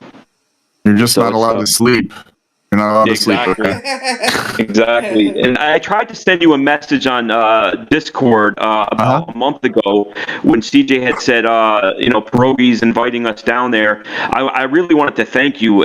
I was so honored that that we were both invited, and CJ went there and obviously did a great job, and she's kind of blown up since. And you guys just, went nuts for 5 days, and you really wreaked havoc. But it was just an honor to me that you had included me in that, and I really did want to thank you. My Discord thing came back, so I don't know if we need to be friends on Discord or if you that's because we're not friends. Horror stories from Britney Spears. I don't know. It was just, I was like, no, man, I was like, no, for sure, dude. I was 100%. I just added you, by the way. We were not friends on Discord, so I just added you. So I guess that's why. Or you could have been in my Discord server, and then you could have messaged me. But I guess you're not in my Discord server. No, I hardly ever. I mean, I'm getting better at Discord stuff, but I was just like, I want to send Pierogi a message just to at least thank you. It was more of what I got going on with the MS nonsense, and the heat and going into. I mean, you guys are out in Nebraska, and I know that's like the hottest time of year out that way. Super hot in Nebraska. It was just I just felt like I needed to sit this one out, but hopefully I can get down there one day and you'll be nice enough to let me come in and say hey and hang out. Of course, man. I envisioned you just sitting in one of the chairs and calling them and over again and just pissing them off constantly, and that's why you were invited. So I mean, you're welcome to come next time if you want, man. Like, no, I appreciate that, and I'll make sure I'm there. And the other thing was, like, a month before that, somebody had sent me a Discord and said that they were in your live stream, and you were talking about everybody who's important in making a difference, and you said in Tagaw Media, and you said good things about me, even way back then, before your idea to do the People's Call Center was public. So I really appreciate everything you do, man. Yeah, dude. I mean, there's so many people that do scam baiting. I mean, I typically call people out that I have some type of, it's not necessarily a relationship, but like some type of correspondence back and forth with, or I've done something with them or whatever. And if I can help somebody by saying their name or shouting them out or whatever, man, I'm like all for it. And giving people their, like, when I was having a channel when it first came out, I dealt with people like just saying I was like a fake and a copycat and all this stuff. And I would have just liked if somebody would have said something nice about me for once, So, so if I can help somebody by saying their name in my chat or whatever, like I'm all for it, man. I don't know how to describe it. I think just being nice to people. Yeah. I get it. It was like a year ago when CJ and I first started doing this. I mean, and you do come across some haters and things like that. And of course, the bigger you are, the more haters you get. But it was just like, so now, even though we're still small time, if we can help somebody who's really spreading awareness and trying, we're going to shout them out. And maybe they have 200 subs and we can help them get to 240. Or, you always want to try to give back, I believe. For sure. So, you're true to that. And when I was watching your videos, and I watched every single video in the last 2 weeks religiously. I didn't watch them live, just because of life. But I was thinking, like, when your kid or whoever knows you, they're at school or work or whatever, when they ask about you, and they say, "Oh, well, what does your dad do?" or "What does Pierogi do?" I mean, you're almost not really a YouTuber anymore. Like, do they say, like, well, he is really messing with scammers on a daily basis? Like, did your life kind of take like a different direction now, where you started and you were a YouTuber, and now you're still on YouTube, but YouTube seems secondary. Like you have a huge operation and you're really going full force doing what the government should have been doing all along. And I mean, you're really like hunting criminals down. Is that wrong to say? Like YouTube is secondary and like your real job is really just kind of is messing with criminals and trying to find them and make them shut down for a little while? I mean, I think it's interesting because, and hi CJ, by the way, I didn't say hi to you, but I know I've talked with you this morning, but I haven't said hi on the thing. So hi, and thanks for having me. That's okay. Hi, yeah, thanks for I just figured you guys were great friends. I'm sorry. Yeah, no, that's all good. I just didn't say. We just jumped into it, but no, I mean, like when. And I always talk about this. I think for me, when I first started the scam baiting stuff, it was like prank calls and jokes and voices and everything. And just my natural maturation on the platform. It was like I was streaming 7-8 times a week for hours and hours. And like when I wasn't streaming, I was doing member streams. And wasn't doing member streams, I was doing Discord. Like it was crazy. And as I've matured over time, again, it went from like pranks and jokes and silliness and trying to do deleting files, which deleting files I think is great and fun too. Don't get me wrong, reversing connections fun.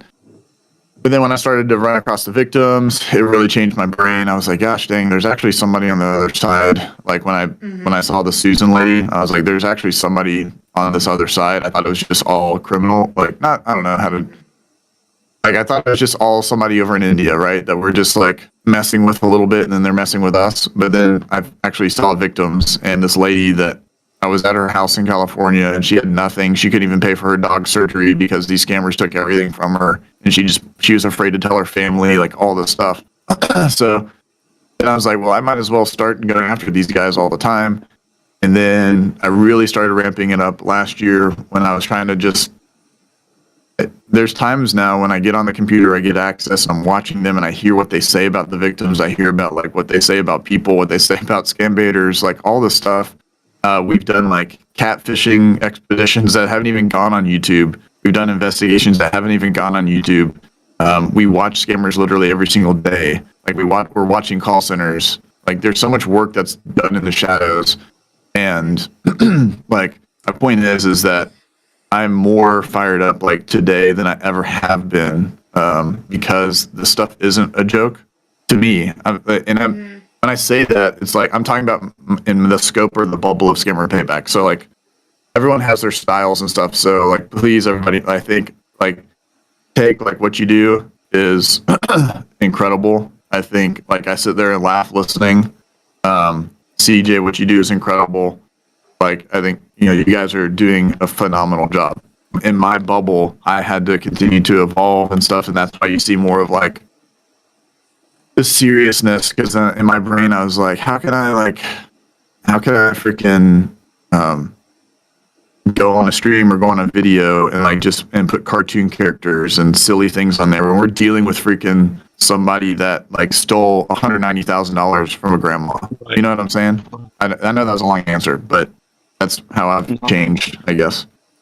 And I mean, you brought up a lot of things. You reminded me of things that I need to talk about a little bit. But like, there definitely is a journey. Like, I mean, if you look at your first, 6 months of videos, you do see the editing has changed. Where there might be a funny clip of Jim Carrey or something. I don't remember exactly because it's been a while since I've watched your older videos. But now they're a little bit more or a lot more serious. They're more investigative. Where they're not just for entertainment, and it's always good to entertain because I think the entertainment spreads awareness. And obviously, you're doing a show, you have these streams with, 10,000 people plus watching. You want to be somewhat entertaining, but you're more serious. And I think you actually had said it in one of your more recent videos where you're just pissed off now at their arrogance, at the coldness of some of these criminals. So it makes total sense. What you said for sure, kind of right. And I think like stuff that you do, man. Like when you call them, and like one of the lines you said, like you're not going to be poor because you live in India. You're going to be poor because like you're a terrible person, kind of a thing, and you're going to get your comeuppance, kind of a thing. So that's the point. Like this call center we're investigating, there's still ongoing stuff, so I can't say everything, but again, I have to. My channel name is Scammer Payback, so I have to give these guys some form of payback, and I've done it various ways. We kind of started doing like exposing and stuff, and we would get their information, we would expose them to the world, and that seemed to do a lot and strike some fear in them. But there's something about helping people, and then also trying to get the bad guys in trouble too. I think my platform has allowed to get some knocks at the door from some. Most people probably wouldn't get knocks at their door, and I have the ear of some people. So like now it's like, well, what do I do when I have the ear of these very important people? I've got to get better information. So I have to do better investigations, all that kind of stuff. Cause I think we can get some people in trouble finally. So that's kind of cool. I mean, since you've been making these awesome videos and you see the people on the run and you're constantly after them, I was just wondering, has there been any one that you've gotten closure on? Like, has anyone done serious time, or is it just kind of you're still waiting? No, I think there are certain things I can't say. There's going to be some stuff probably that comes out from the United States side that my scam baits have directly impacted. And again, this isn't like a pat on my back. I'm just answering your question. So I'm not leading with this, but there's some stuff that will eventually come out from like arrests and stuff like that that we're pretty happy about. That came from one scam bait call. So that's kind of cool. And this is from years ago, and this is kind of how long it takes. But a call from 2 years ago has turned into a lot of stuff, hopefully here soon. Again, I've got a current pending investigation going on a call center in India, and there's a lot of things that have to happen for them to get into trouble overseas. You have to have like victims in the U.S. You have to have all these things, and I's dotted and T's crossed and all this stuff for the bad guys to get in trouble. So we have some stuff that I think if we do get this the way that I've planned it, with the access that I have, I think there'll be some stuff that's like never before seen, like in the scam baiting space, that's going to be done. So I think you'll see some closure there. Even like I know, I'll say this, like even I've gotten some feedback from some folks about a call center that I exposed in a certain city. I won't even name it because but they gave me feedback that no one is on that floor right now. The floor is shut down. The doors are locked, all of that. So that part's cool. You know what I mean? So I think stuff like that where they get spooked and then they might move somewhere else, but at least they're shut down from that spot. Like, I think that's a big win. But I think you'll start seeing more not firings, more arrests and all that crap. So good. I mean, you guys are listening. I mean, you, Jim Browning, CJ, Floppy, you'll have that technology. Well, I was just telling CJ earlier is when I've been calling a lot of the call centers in the last, 3 to 5 weeks, it seems so busy now. Like, I mean, it's almost like trying to go to the DMV in New York City. I don't know how they can scam anybody. Obviously they are, but I mean, do you guys hear like newer people coming in all the time? Like, it seems like it's more of a younger thing, and it's just everybody's doing this now that I shouldn't say everybody, but you know what I mean? It seems like there's more and more people in the call centers now to me than there were a couple months ago. Like more people working or more scam bait folks? Well, no, I love that there's more scam baiters, but there's more people working. I mean, it seems like every call center I talk to is so loud now. Minimum 50 people to 100 people, where it used to be, I used to get the centers that had 10 people and I could get a clear phone call. Now it takes me all day. And now I try to waste as much time as I can, but I don't even put the stuff on YouTube because I don't think it'll be that interesting. But the call centers are so loud, and I'm just wondering if you hear anything of a lot of people getting hired and things like that. Well, they're moving to different spots. I'm not saying they're not in Kolkata anymore. That was obviously one of my hotbeds I went after. And especially with the VRM thing that happened with Rober's video and all that, because I had put out a video on VRM because I had my own insiders, but I wasn't inside like those guys were. They were on their systems and CCTV and all that. But that VRM, and we just put out a video speaking about my VRM video and Jim's and Mark Rober's and Trilogy. I think all of ours together had 70 million views across all of our videos. I think mine had 15 million. And the point is that a lot of eyes got on that, and VRM scattered. It doesn't mean that they just poof into like out of existence. You know what I mean? It's almost like with when you're in wars and you take out like bad people in a war or something, and there's a void, and then something else takes that void, right? So it's like when you take out a scam call center, and then they scatter or go somewhere else. They might go to apartments for a little bit. They might go to the university building in Kolkata. They might go to Siliguri. They might go to Delhi. They might go to Gurgaon. They go to different places. So these people need places to scam. So I've seen also there's a call center I'm watching, and they're bringing in people from another country now that aren't even from India. So they're finding people, and there's a payroll. I think this one call center probably has, let's just say 75 people. And I think their payroll is like, I don't want to give the exact number to give anything away. Let's just say it's $10,000 per month for their payroll, for the salaries. So they're getting people in the cheap, and they're finding people that want to make money that are in dire situations, and they're making, again, the numbers. I saw the spreadsheet of this scam call center. I'm not going to give the specifics, but let's just say in August they made 7 figures off of a $10,000 payroll. Made 7 figures. Where is that 7 figures going to? And when I say made, please everybody know, like, they stole 7 figures from victims. So it's the scams. They're getting smarter. They're finding old people that don't know what's going on. They're stealing from them really quickly. They're really good. They're really efficient, man. Like, it's freaking crazy. So, yeah, they've gotten really good. And the one thing, I mean, every single video that you did for those 5 days with your People's Call Center vision was executed perfectly, I thought. It was just an exciting week. And it was great to see the differences you guys were making, saving the victims. And what I was blown away from, and I hope that a lot of people that watch your video, like the scambaiters, really that do help victims, that kind of do what you do, their tone is not always great. I find when you have a victim on the line, and they're out of sorts, and it might not even be just because they're a little older. It could be anyone. They're on the phone. They just gave their bank account information and let somebody on their computer from somebody they thought worked for either the government or for Amazon, say, and people sometimes their tone can make the victim turn on the person trying to save them.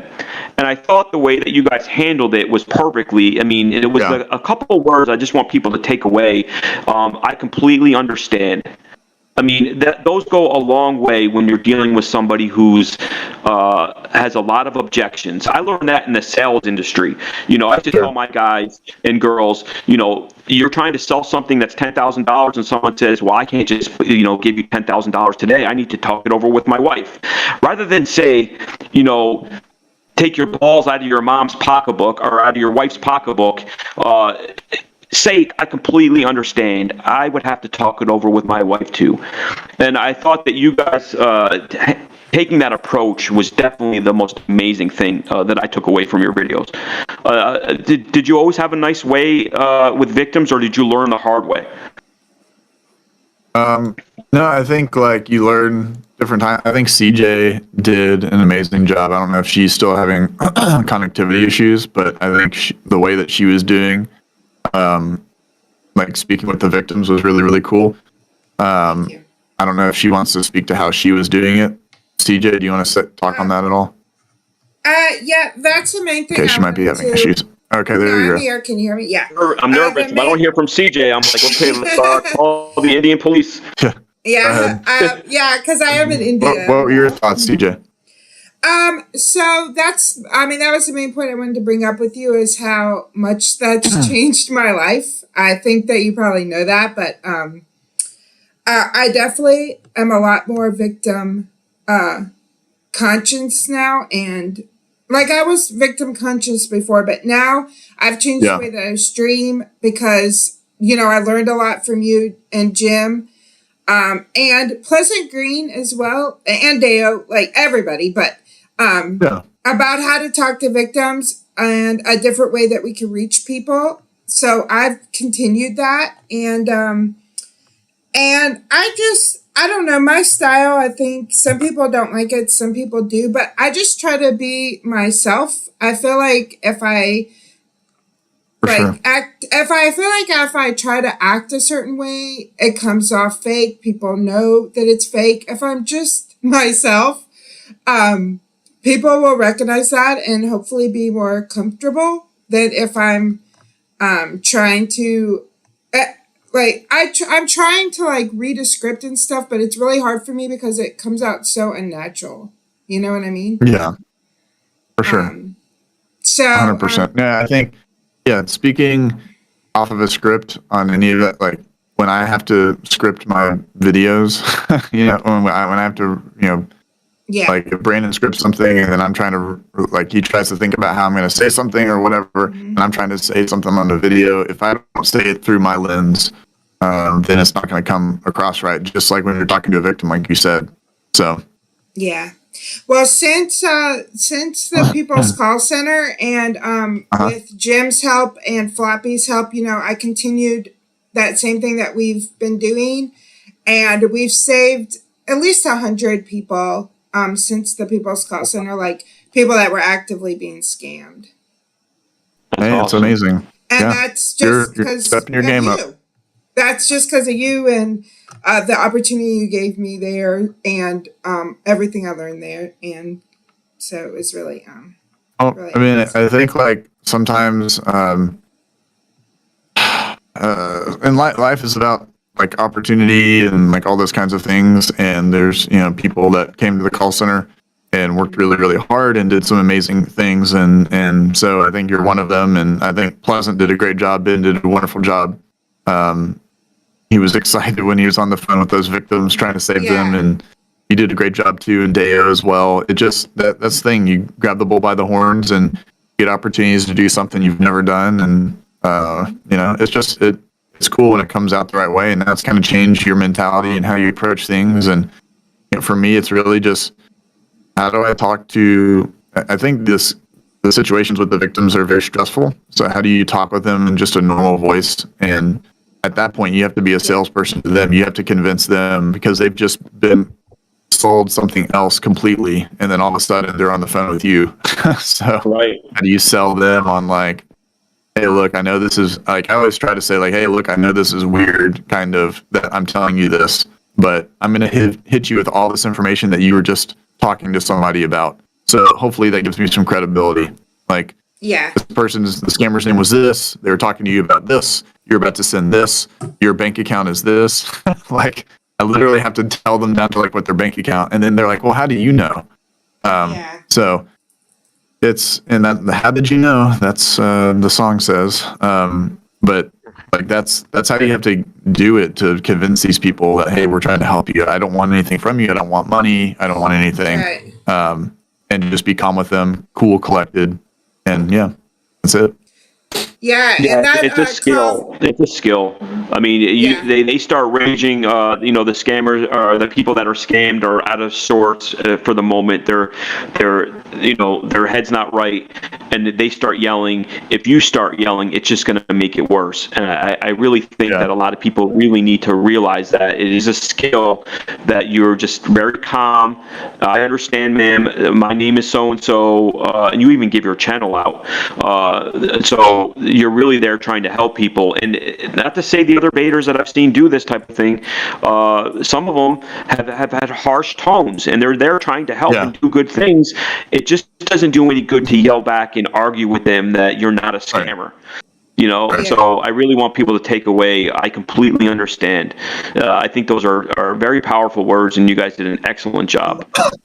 Yeah, I think that's what my point is. I've seen sometimes where people are trying to help someone and it gets into like a shouting match almost. And right. I think it's because it's a stressful thing. And some people are more naturally go towards like the stressful, like your tone and tension and stuff when you're talking and like, no, you're being scammed right now. Stop it. Stop. You know, and then that how's that person's response on the other phone when they feel as if they're being yelled at or something. And, you know, like it's a serious thing, but you have to be able to have like a serious tone. It's like talking to a child. Like you can't yell at a child and tell them like, okay, you literally have like my son, I'm like, you have 5 minutes to finish your meal or else you're going to take a bath and go to sleep. Like, I can't like yell at him where he's upset, but I have to tell him I'm serious, like by being calm, like, listen, you know, you got to eat your meal or else you're just going to go to sleep. Like, it's been 2.5 hours, you know, and you haven't eaten your liver and onions. Okay. So I don't know if that makes sense or not. Like when you're talking to a victim, you got to be like, look, this is a serious thing. Here's the information. And, you know, you can't add to the stress level because they're already in a stress level. So anyway. Yeah. And I've been trying to kind of treat it as like a 911 call. You know, like it's an emergency. And oh my gosh, thank you so much, Rez. And of course, everyone in an emergency is panicky. Just because they're panicky, that doesn't mean that we should respond with panic. Do you know what I mean? Like we have to be the calm ones if they're panicking. And I've had a few that, you know, of course, are upset and they might come across as rude and they might hang up on you, but they're in a traumatic situation, you know. So yeah, that's how I look at it. I know that when I'm in Nebraska and I stop by your operation, I will not be having dinner at your house. I don't need livers and onions either. Yeah, Thank and you. it takes you 2 hours to eat it. Hey, we had only the best. We had only the best food. We were sorry. I need to probably turn that off. I don't know if you guys heard that beep or not. You guys don't hear that beep, do you? No, I didn't hear. No. Yeah, it's the whole victim thing is interesting. It's like obviously you have to be kind of stealthy when you're trying to save someone because then that gives up your like they're like, well, how's someone to keep intercepting all of these victims and stuff. So that's the other part about like the security side of it. Yeah, for sure. If you're saving victims, and the scammers will know like what's up after a while. So yeah, just and that's exactly. That's exactly why I have not told one person yet that we're listening. I've just been telling them like, we found your number on a list, blah, blah, blah, for that very reason. Also, I'm not the one getting these connections, so I'm doing my best to respect the work that other people have done. Yeah. So I really am trying, but at the same time, you know, we can't sit and let people get scammed either. So it's definitely a fine balance. Like I can't sit here and be like, well, I don't want to do anything because I might mess up their work. Like I can't do that either. You know what I mean? So it's definitely a fine balance.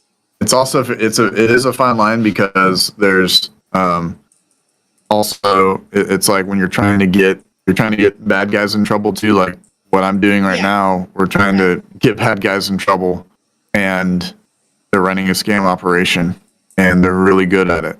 And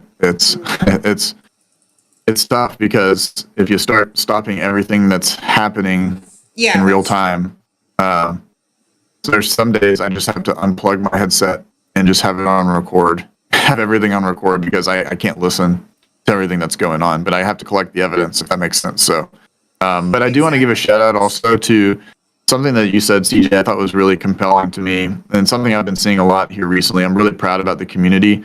I think certain folks in the community I'm really proud of that are having the active approach. You know, there's people that have channels that don't have channels, that post a lot, that don't post a lot, whatever it may be. But just seeing stuff like seeing you do as much as you've been doing, CJ. You know, seeing you guys still doing this podcast, I'll call it. And kind of bringing everybody together weekly is really, really cool. I think I saw Nanobaiter in the chat, seeing stuff that Nanobaiter's been doing as a part of like a group with some other folks. It's really cool. And even like Midnight that works with Jim. I've had a chance to do some stuff with him here recently.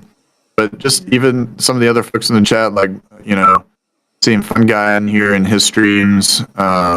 I go in and check and lurk on his streams, and just seeing activity from everybody, kind of seeing some collaboration. Not necessarily you have to do videos together, but people are friendly, talking to each other and things, and supporting each other and all of that. I'm happy to see that versus whatever else. So, Yeah, anyway. I totally agree. So just sending some positivity out to everybody that's in the chat. So. Yeah, well said. And there's a lot of great people that don't have channels that are down with the cause, and they're here every Tuesday and Thursday, and they're in CJ streams 4 days a week or whatever on Twitch, and they're in yours, and it's just spreading awareness. So Baker, Dan Gleeballs, Balaji. There's the list goes on. So I don't want to like not see if I don't say someone. I'm not trying to like slight people. I just when I see something on the screen, you're gonna forget somebody. Yeah. I know. So sorry, guys. No, I'll just sum it up for you though, because I was watching your video on the replay of the other day's video. I think it was your most recent one. I didn't see it live, but I watched it after. It didn't really start for about an hour into it, because you were giving so much love to all of the people that were in your chat, and you did your best to shout out everyone. So people know you have love for everyone. Yeah, that's the hardest thing I think in my streams now. Is it makes it tough because that's why I do the members only streams a lot, is because I want people to feel the love. Like, people like to hear their name called, and I want everyone to know that I try to have like personal relationships with everybody that supports me, like everyone. And if they give me a $1 super chat, or they don't super chat me, or whatever it is, I try my best to like give as much love, because the Pierogi that has 3.5 million subscribers is the Pierogi that had 3,500 subscribers on the same person. So, like, just that community helped build me to where I am, and it's cool to see them trickle to other communities and help other people out. Maybe they don't give me super chats anymore, but they give somebody else. You know what I'm saying? Yeah. So it's like, I'm happy to see people jumping into other streams and supporting other people. That's. As long as they're nice, like as long as that person's nice. Like when I hear some people support other non-nice people, I'm just like, okay. So. Yeah, I definitely agree. I know what you're saying. So I agree. You have you're close to 3.5 million subs. Do you see yourself doubling? And I'm not talking about YouTube glam as much as I am with awareness. I mean, to have 3 million over, even 10,000 is huge to me. But 3.5 million, I mean, you must feel good that you've spread a lot of awareness. I mean, there's people that just go to your streams that didn't know anything about scams until they discovered you. I mean, do you want to get bigger? Like, do you have a vision of kind of doubling what you're at now? Yeah, I mean, we want to get to at least 10 million subscribers. I talk about this with my management company, Night Media, that they manage like guys like Ryan Trahan, Mr. Beast, Matt Stoney, different talents and stuff like that are on YouTube, content creators. Not like it's not like a talent agency. Like, I'm an actor. It's like these are like content creators, like YouTubers and stuff like that. And I talk about this with them all the time, like just similar to like Mark Rober, what he does. Like, he's known as the glitter bomb guy, but he also is inspiring kids to get into like STEM, science, technology, mathematics, things like that, with his incredible, content that he has. And I 10 is cool. 10 million subscribers is cool, or doubling from 3.5 to 7, whatever it is. I have stretch goals I have every year. My goal this year was to be at 5 million subscribers. Now, but I actually was talking with my management company about this, and just like I had the People's Call Center that I said 3 years ago, this is kind of my next thing.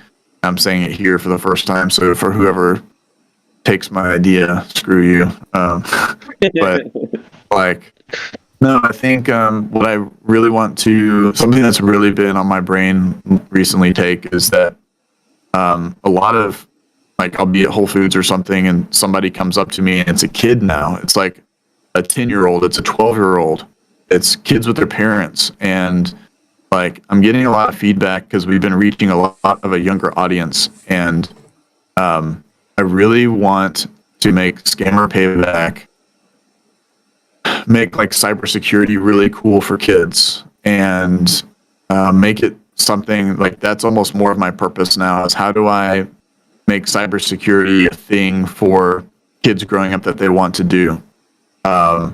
And there's a cybersecurity shortage of people in the space, and cyber is spending increase. It's a multi-$100 billion industry, I believe. And there's so many data breaches, and there's so many issues and problems that are out there, and there's not many people to tackle those problems. And I really want to inspire kids to get into the space. Not scam baiting necessarily. I'm just saying, like, cybersecurity. I think it's a really incredible space, a lucrative space for kids to get into, and they can learn about technology and help people. And like, when you have those kinds of things in technology, you can help people out, you can protect people.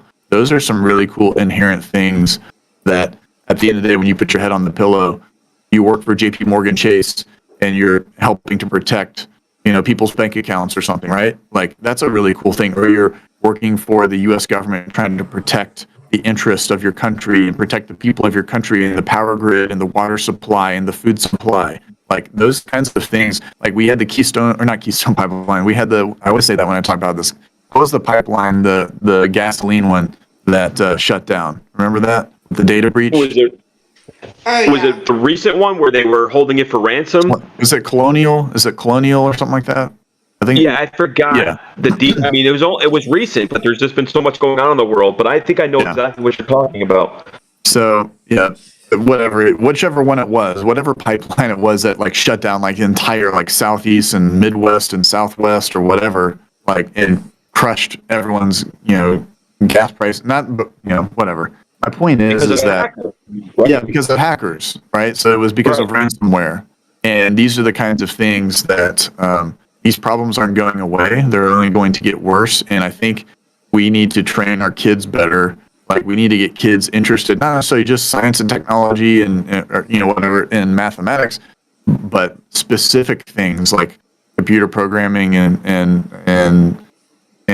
cybersecurity and like the basics and fundamentals of cybersecurity and how it works and protecting computer systems and networks. I think it's really freaking cool. So you'll probably see in the next coming years some stuff from me until somebody takes my idea from today.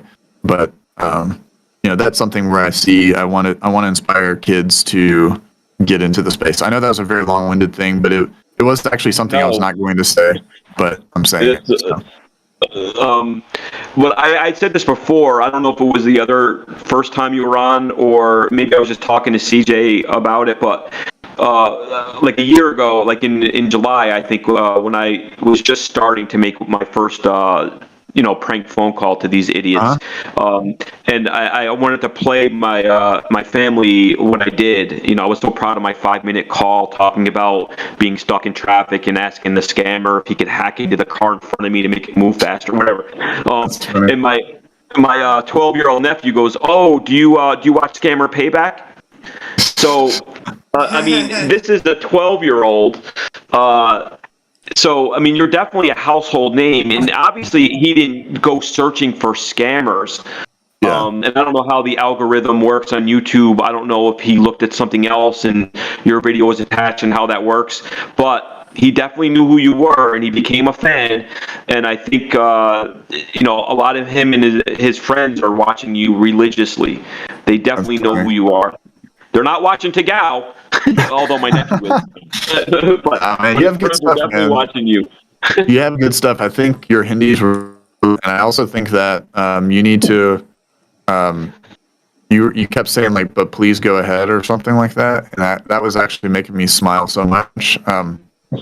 Like, you were doing some good stuff with that, and also just a little thing like, you would say like little lines after they hung up. You would say like little things. You need to continue that. Like after they hang up, you need to say like something quirky like you do. And then you also did some cuts too. I don't know if you intentionally did it, but the way you did some of the cuts where it went from one to the next, they were just beautiful. How they flowed together. Like I felt some things like in my heart, like in my brain too, when like some of the stuff was cutting from one call to the next, just the way that it flowed together. So, man, you're doing a great job. Just keep doing it and keep getting after thanks it, for man. noticing that. So, Thanks for noticing that. It's a pain in the ass when you're in your car on Bluetooth and you get a call and you're talking to, say, Bella, and then you call scammers for the whole day and you're just recording it on one wave, and all of a sudden Bella picks up at 5 o'clock in the afternoon, and you're like, oh, now I got to delete everything in the middle just so I can put those two calls together so it kind of flows, and it's like right after one another. But preaching to the choir, you know how tough editing is, and obviously I'm small time and just do phone calls, dude. but you have a whole production team. Yeah, we got a team we yell at, so it's all good. Now, because I know we're running late and we're both well, I'm long-winded. You just doesn't you matter, talk man. freely. But I was so fascinated when CJ went down there, and obviously, she trusts me and I trust her, and we can talk about stuff offline, and we'll never reveal everything. But I mean, how big is your office there? I mean, the viewers can see you have like a call center set up, but obviously you rent space. I mean, and do you have like a vision of like becoming bigger? And it's like I was saying before, you go to work every day. You're going to your office. You're there to mess with criminals. Now we're talking about cybersecurity, investigation type stuff. I mean, where do you see this going in the next couple of years? Do you think you get another location or bigger, more office space, or do you think you'll have employees a lot more? Yeah, it just looks so professional. It almost looked like going into a corporate job. Yeah, it's kind of like that vibe, but also it's kind of like a frat house at the same time. So, well, you work for yourself, right? I mean, come on, you got to enjoy some of the fruits. Yeah, for sure. Cena's in here right now, so he'll probably give his 2 cents. That is, so if you see Cena Payback, that's one of the editors. He's on the team, so it's not like a fake person or something. Even though he has the logo upside down for some reason, I don't know why, but that's a whole nother story. He's dissing the logo. No, I mean, I think that we try to, because YouTube is very hard. Here's the thing. Like, I don't think the average viewer doesn't get it. I have to say it to everyone all the time, which is probably annoying, but YouTube is very difficult. Streaming is very difficult. All the stuff is very hard. Like, making content that goes to the masses. I mean, we've done, in the past year and a couple months, over 300 million views on YouTube, because we are like grinding constantly. We're thinking of titles that will draw people in, or thumbnails that will draw people in. The way that we craft a video, like even the way that I have calls with the scammers, and it's just it's a grind. So my point is like, yeah, we have a keg in the office, or we have Zoas on tap pretty much everywhere, which is Zoa is like the Rocks energy drink. So it's like an inside joke at the office, but we drink them like crazy. Or we have shots of Fireball, or we have chips and popcorn and food and microwavable things and Hot Pockets, and we take them out to lunch and dinner. And because it's so difficult, because there's some days where we're like, hey guys, we have a video coming out on Saturday and we need to stay till 1 a.m, while everybody else is asleep, like we're at the office working. And so it like, we have to have an office to get stuff done, to be there face to face with each other. And the result is like loyalty from our viewers, because they know what they're going to get when we post a video, right? Like the production quality and all that kind of stuff. So that, anyway, if it grows bigger, that's great. We're hiring more people right now. We're in the hire mode. So we're hiring more editors. We're trying to hire some people for social media. We're trying to add more people to our team. And if it gets bigger and we do more channels, who knows? I don't know. But we like making content. So maybe one day we build our own office. I don't know. But it's a big space. It's got like almost 10 offices in it. So. Oh, wow. Yeah.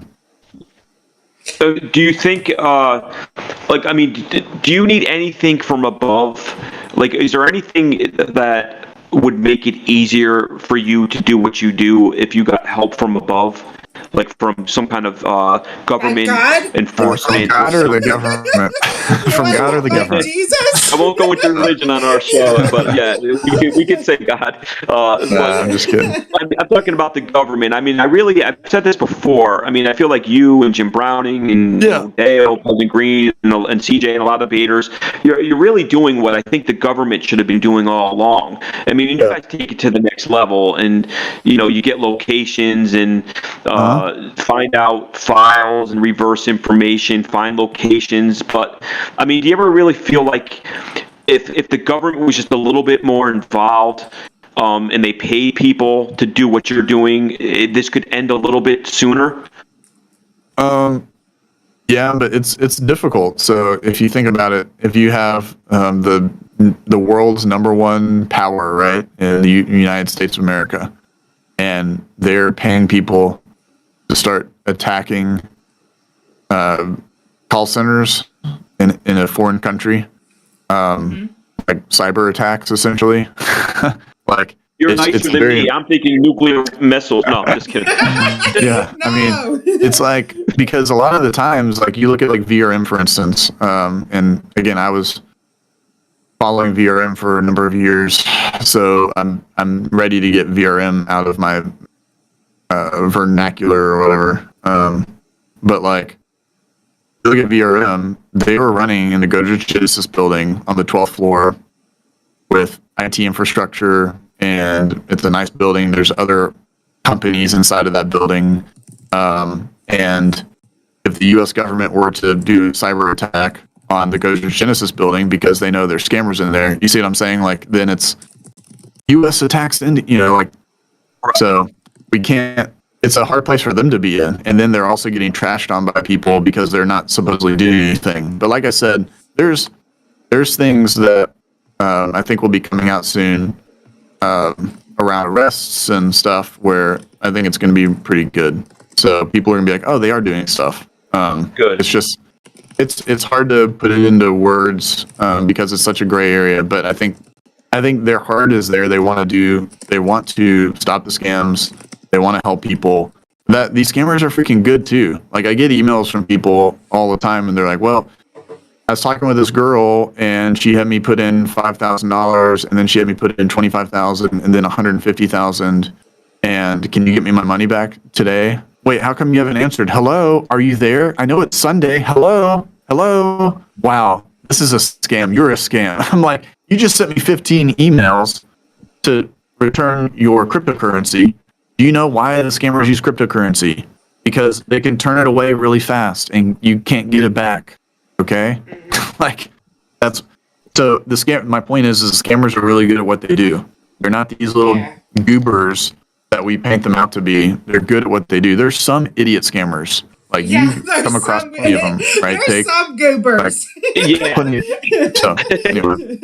That's what I was talking earlier. I mean, the documentary that CJ and Sven were in, where they were driving around with the they weren't, but the person making the video was with the person who is in charge of setting up call scam centers, and he was talking about the scam baiters, and he was talking about on certain days when his kids are on their game, they can make a certain amount of money, and he called them kids because I think I deal with a lot of the people in Sector 5 and Bangalore area, and I think they're right from the streets and they don't have a lot of education, but there are some of them that are very like the AT&T scammers. I find to be very well spoken. The ones that are in a little bit more northern India, I find a little bit more can go off the script a little bit more than the people I talk to that are in Calcutta. But I really feel like I deal with a lot of the stupid ones because I call so many and it's a numbers game. I mean, some of the scammers that I've seen in your videos or in CJ's videos, although they always reveal their stupidity later on, they seem a little bit smarter than the average scammer. Yeah. If that makes sense. Sure. Where I feel like somebody's off their game one day. Obviously, the older generation's at risk, not only because I think that generation is more trusting. Somebody calls you and they say they're from the government. Why would anybody ever lie? Or from Amazon. But also you have the illnesses of onset dementia and things like that. Alzheimer's, they get a lot of people at their worst. And the other thing too. Oh, go ahead. Sorry. No, I was just going to say, but I do think that a lot of them are so stupid that somebody who's got them is not going to fall for it. To the really stupid ones, they're just so stupid. I think too. The hardest thing, man, because there's one call center. I don't want to go into all of it, but one call center that I've been investigating, and they have people that are not very good. I've listened to them. They're not very good at scamming, but they're good about doing their script and getting to a certain part and getting to these closers. And I'll tell you what, these pop-up scams, they are making a big comeback in my opinion, because they have morphed these pop-ups from, and that's the one everyone kind of rolls their eyes at. The blue Microsoft screen, call us immediately. And they have morphed that thing from, it's almost like a blend of a refund scam with a tech support scam. They've morphed it to freaking saying that they're buying like pornography, like certain variant of pornography. I'm not even going to speak to the words, but like on the internet, and hackers are in their bank accounts, all this kind of stuff, and they need to go get all their money out of their account as soon as possible. And you have, dude, like I said, one little call center that I've been watching almost has done, like I said, 7 figures in August, okay, off of a pop-up scam. And they're turning it into huge paydays. I saw some of the wire transfers, $128,000 wire transfer, $75,000 wire transfers, $25,000 Havala packages. I mean, it's crazy, dude. So, like, there's some major money involved in this, and as much as we want to think, they're not making any money, they're so bad at this, man, it's over $1 billion a year. And then you just kind of confirm that with what you're seeing, $100,000 transfers, $70,000 transfers in any given day. It's just so sickening. And I was actually talking very dirty yesterday with a female scammer, a fake Microsoft scammer. I was wasting a lot of her time. We were having a nice, deep sexual chat. It was great. And then all of a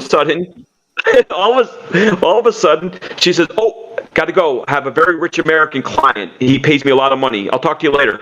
And I was like, son of a bitch. I wish I had the capability to do what you guys do, because I would have definitely intercepted that scam.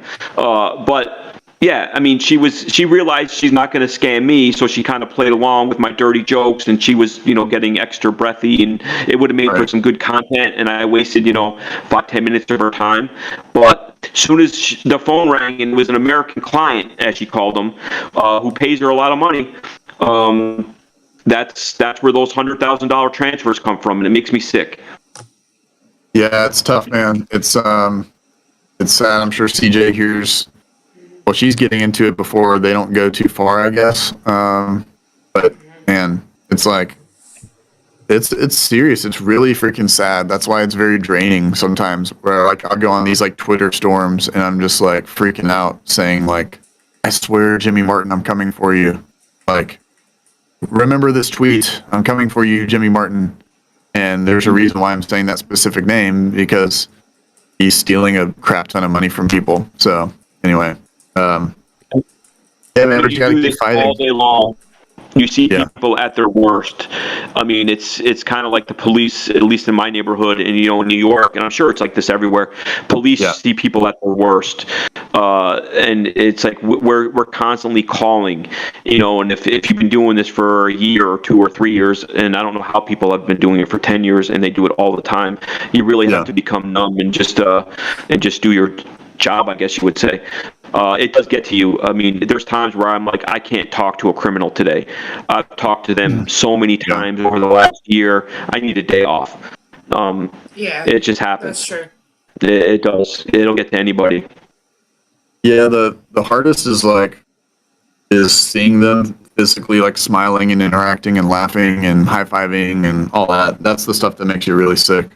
So, or again, when they're on a victim's computer, the person's not there, and they're going on the cameras. When they're not there, they're going through their emails, through their bank accounts. There was one, it was the $30,000 scam where I won't go into all the details because I don't know who's listening or not. But the people kind of came to and they realized it was a scam towards the end of it where they're about to send the money. And essentially what happened was I waited for them to get off the phone and I called them. I was like, hey, good job. Your intuition was right. You were being scammed. But the scammer was still on the freaking computer. Like, this is the other thing too, is like, this whole thing it's the victim saving. It's not just talking to someone for a couple seconds on the phone. What if they installed all this stuff on the computer? They've been on the computer for freaking 4 hours with them or something, or 2 weeks, or who knows? And it's like, then I look on the scammer's computer and they're going on the victim's computer and turning their camera on, and I can see the victims, and they're on the camera. They don't know, and then they look over and see that their camera's on, and then the scammer keeps calling them, and they're saying racist things to the victim because of their race. And I'm like, just because you couldn't steal money from them, like, you're going to now call them up and start to say really terrible racist things to the victim. Like, and I'm like, that stuff pisses me off. It's absolutely disgusting. Like, I have it all recorded. It's sad. And my point is like, I think too, yeah, you have to become dumb or whatever, but as I'm growing, and I'm sorry if I'm talking way too long, guys. I don't know if everyone has to go today or whatever, but No, keep going. It's it's the 75th episode, so I'm trying to it is. I'm excited to celebrate 75 for you guys. And you saved our ass early on before we even had 10 episodes, I think, when we didn't have a guest. Yeah. And you just happened to find our little stream, and you were there. So always, baby. welcome here. We gotta have each other's back here, man. We gotta have each other's back. No, I just like it's sad because like I've realized too as I go through this thing is I cannot shut off the ups and the downs. I can't shut them off. I thought that maybe I could be numb to it or whatever, but I can't shut it off. If I'm pissed off about a call, like I used to cry on some of the streams, which sucked. But like a lot of people do, man. You're a human, right? You get emotional. Exactly. So the stuff is not for the faint of heart. There's a lot of people that create channels and want to do scam baiting because they think it's sitting in front of the green screen and doing some silly jokes, and then you realize you're dealing with a-holes, man. Like you know what I'm saying? You're coming at them I think you're coming at them with like heat out of the gate, So I didn't always. I had to change. I had to change my approach, but it reminds me of like when I was younger. We'll say a month ago, I would steal everything I could find. I used to steal. I mean, no, and I'm joking, but I mean, when I was younger, like 20 years ago, like I used to be able to go into a store and steal things and then bring it to school and sell it. I got caught. I got caught, and it made me not want to steal anymore from stores. I didn't yell at the security guard and call him an effing a-hole and say I'm going to F your mom. I got caught. I was embarrassed. I got caught. I did my little time in the office. They called my mom. She came to pick me up. I changed. But when you catch these criminals and then they start trying to deflect and curse at you, like what you were saying, they turned on the camera and we're all of a sudden becoming racist. That's so annoying. And it's beyond people that we're dealing with that are just, they need to do this to survive. It's really an evil thing, and in my opinion. It's not about surviving. It's about trying to get rich quick and not having a conscience of who you hurt to do it. That's the bottom line how I see it. Yeah. Because we have a lot of great friends in India, and CJ's there right now, and the people she's hanging out with are not working in scam call centers. There's people in our chat that are from India that are doing fine, that are not scammers. So it's only a very small percent, and we just happen to deal with it because it's easy for us to get a hold of them. I mean, I would be doing it in America too if they had offices where people sat all day and pretended to work for Social Security. It just happens to be a thing right now. but it's a serious thing, and you're never going to sell me on the fact that I should feel bad because of where they are, because I have too many good people there that I know that are there and are not doing it. For sure. I think that's just kind of an ignorant approach that some people take when they say that like we need to have. I mean, I have empathy for folks in India, like that maybe they're trying to make ends meet for their family or whatever. I understand that, but I think people of that take it's a very cold take, like when they're saying like, "Oh, isn't this like borderline? Like, this is wrong what you guys are doing." They're just trying to like. I've seen the other side of it, man, where they're just like they're high-fiving about wire transferring $128,000. Like it's or they're paying off the police department. Like, okay, at what point? Like, well, why are you guys targeting India? Because I go after the Indian scam call centers because they use computers. Like, they pretend to be Microsoft. They pretend to be security companies. I mean, hell, I worked for security companies. So, like, I worked for Symantec, which is Norton Antivirus. I worked for that company. So, like, it's interesting to me. Like, there's people that go after the Nigerian scammers. I don't really go for them because it's not interesting to me. Like, the scammers that are interesting are all out of India for me. It just is what it is, So, yeah. Anyway. It's I mean, we can beat the whole conversation to death for the next lifetime probably. Hopefully we'll solve it by then. But it's I just always think of the few comments that I get from haters, and I'm sure you get lots of haters because the bigger you are, the more haters you're going to get, and they think that you don't understand, and they're the ones that really don't understand because they've never talked to a criminal, they've never witnessed somebody taking $200,000, which is somebody's life savings, and they worked for 50 years to save that much, and they're dying of cancer and need that. They don't deal with that. We do. So like they leave a hateful comment that we're the bad people and we don't understand, and what gives you the right to call them an effing loser? I'm like, well, what would you do if your grandma was just scammed out of her money and she needed the money to pay for her chemo? I mean, you might think a little different. It just makes me angry that they do exist, and that, like you said, they high five and that they're happy that they're stealing. It really makes my blood boil. It makes me want to get on the phone ASAP and just waste as much of their time as I can. That's what it does to me too, man. I'm like, when I see enough, I'm like, man, I'm just ready to call scammers today. And sometimes my streams now are just more trolling because I'm just like so fired up. I'm just like, I'm gonna call you and just say, hey, this is Pierogi. Screw you. Like, and people are like, well, shouldn't you not tell them you're Pierogi? I'm like, well, I don't freaking care at this point. I want them to know that my voice is there and I'm pissed off. Like, it's something like, go ahead. No, I keep thinking of things that I want to talk about. I'm sorry to cut you off. I just don't want to run out of things to say, and I know you're gonna have to leave pretty soon. I did want to talk about deleting files because you do have a hat that says delete their files, right? Yes. Like, you were a big fan of that. For a long time, a lot of your videos were, how many files you could delete, how many gigs. I really wanted you to just talk a little bit about why do you think that's important, because there seems to be a divide. It's kind of like, we beat it to death in the past about call flooding or not to call flood or things like that. But I do see people saying, do not delete files. It's a waste of time. And I see other people that swear by it. And I look at you and Jim Browning as kind of like the godfathers of the scam baiting world. Like, could you just give your quick opinion on why you think that's effective or not effective anymore? Or whatever you think. I mean, you're still wearing the hat. So. Yeah. Well, I mean, it's kind of become a thing for us at SP is like to delete their files. And obviously with the misspelling, everyone likes to, Yeah, you always get that one hater that really thinks that they're onto, hey, do you know you have to redo the hat or something like that? Yeah, so we made it delete they are files too. So it's just, Yeah, I saw the title of your last video.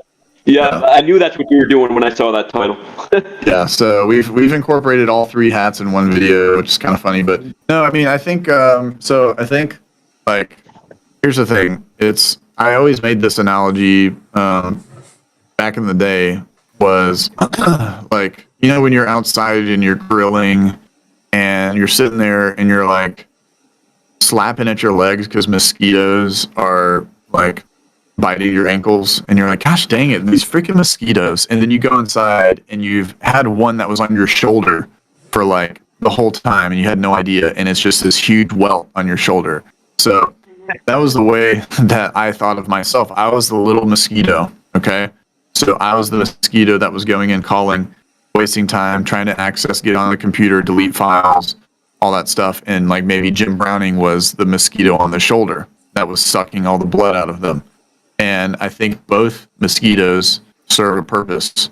And like getting on and deleting files, it became less, I mean, the numbers is more like a grabby thing for people, right, on a title, right, a YouTube title or a video or whatever. Oh, 300,000, the world's largest file deletion.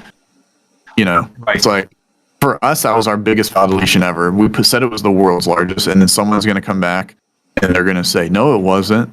I did 301,000 files. Okay. You know, and then it's like, those are system files. Those aren't, like, people are like, those are system files. Those aren't real scam files. And then people say, well, you need to delete system files, though. But no, you need to delete. So it's like, it's a battle of, hold on, my wife just texted me. Sorry. Okay.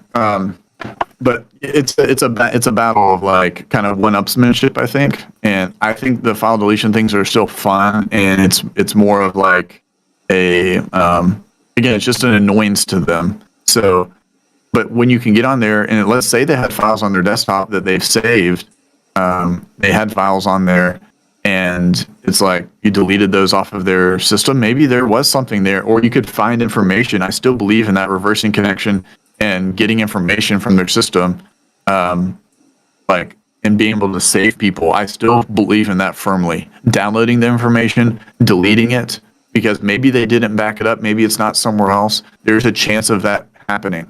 But I will say, like, I still think it's important. Now, I still try to do some other stuff versus just, like, if I go in and wipe a computer and delete all the files and stuff and they think there's issues with it, they'll just wipe it and clean it. But if I'm trying to monitor a scammer and I reverse access and I make all this noise, then I can't watch them later on, if that makes sense. So. Yeah, and I'm not tech savvy, so I don't really know a lot about computers. But to me, it would make sense that if you can grab information and delete it, whether it's backed up or not, or maybe it's not and we're lucky, it still seems like you're putting a hindrance in their day. Yeah. And maybe it's gone for good even.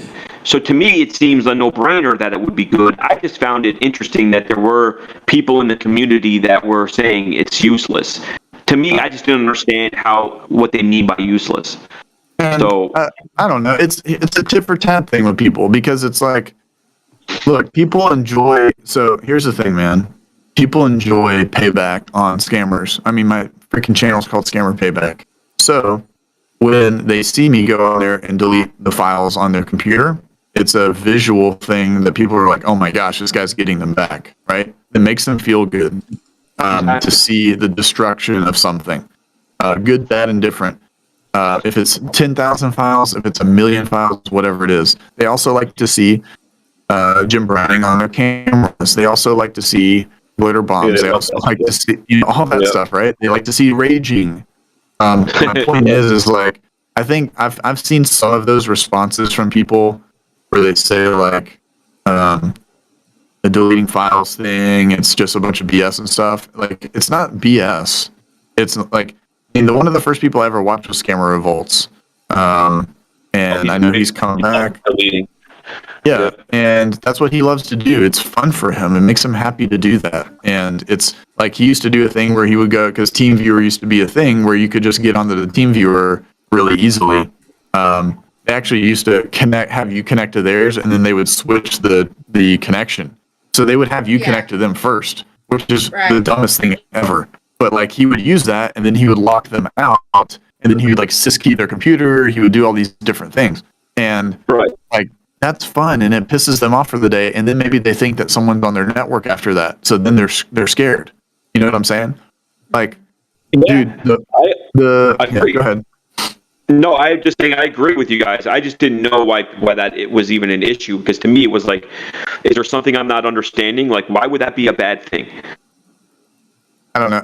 Well, the other thing too is like if you have somebody that, let's just say they have a persistence mechanism on a scammer's network. So they're on computer B, computer Z, and computer G, and they're watching those computers, right, in a call center, B, G, and Z. And I call up scammer that's on computer B, and he gets on AnyDesk, and I reverse it, and I delete all the files, and then they have to re-image that computer.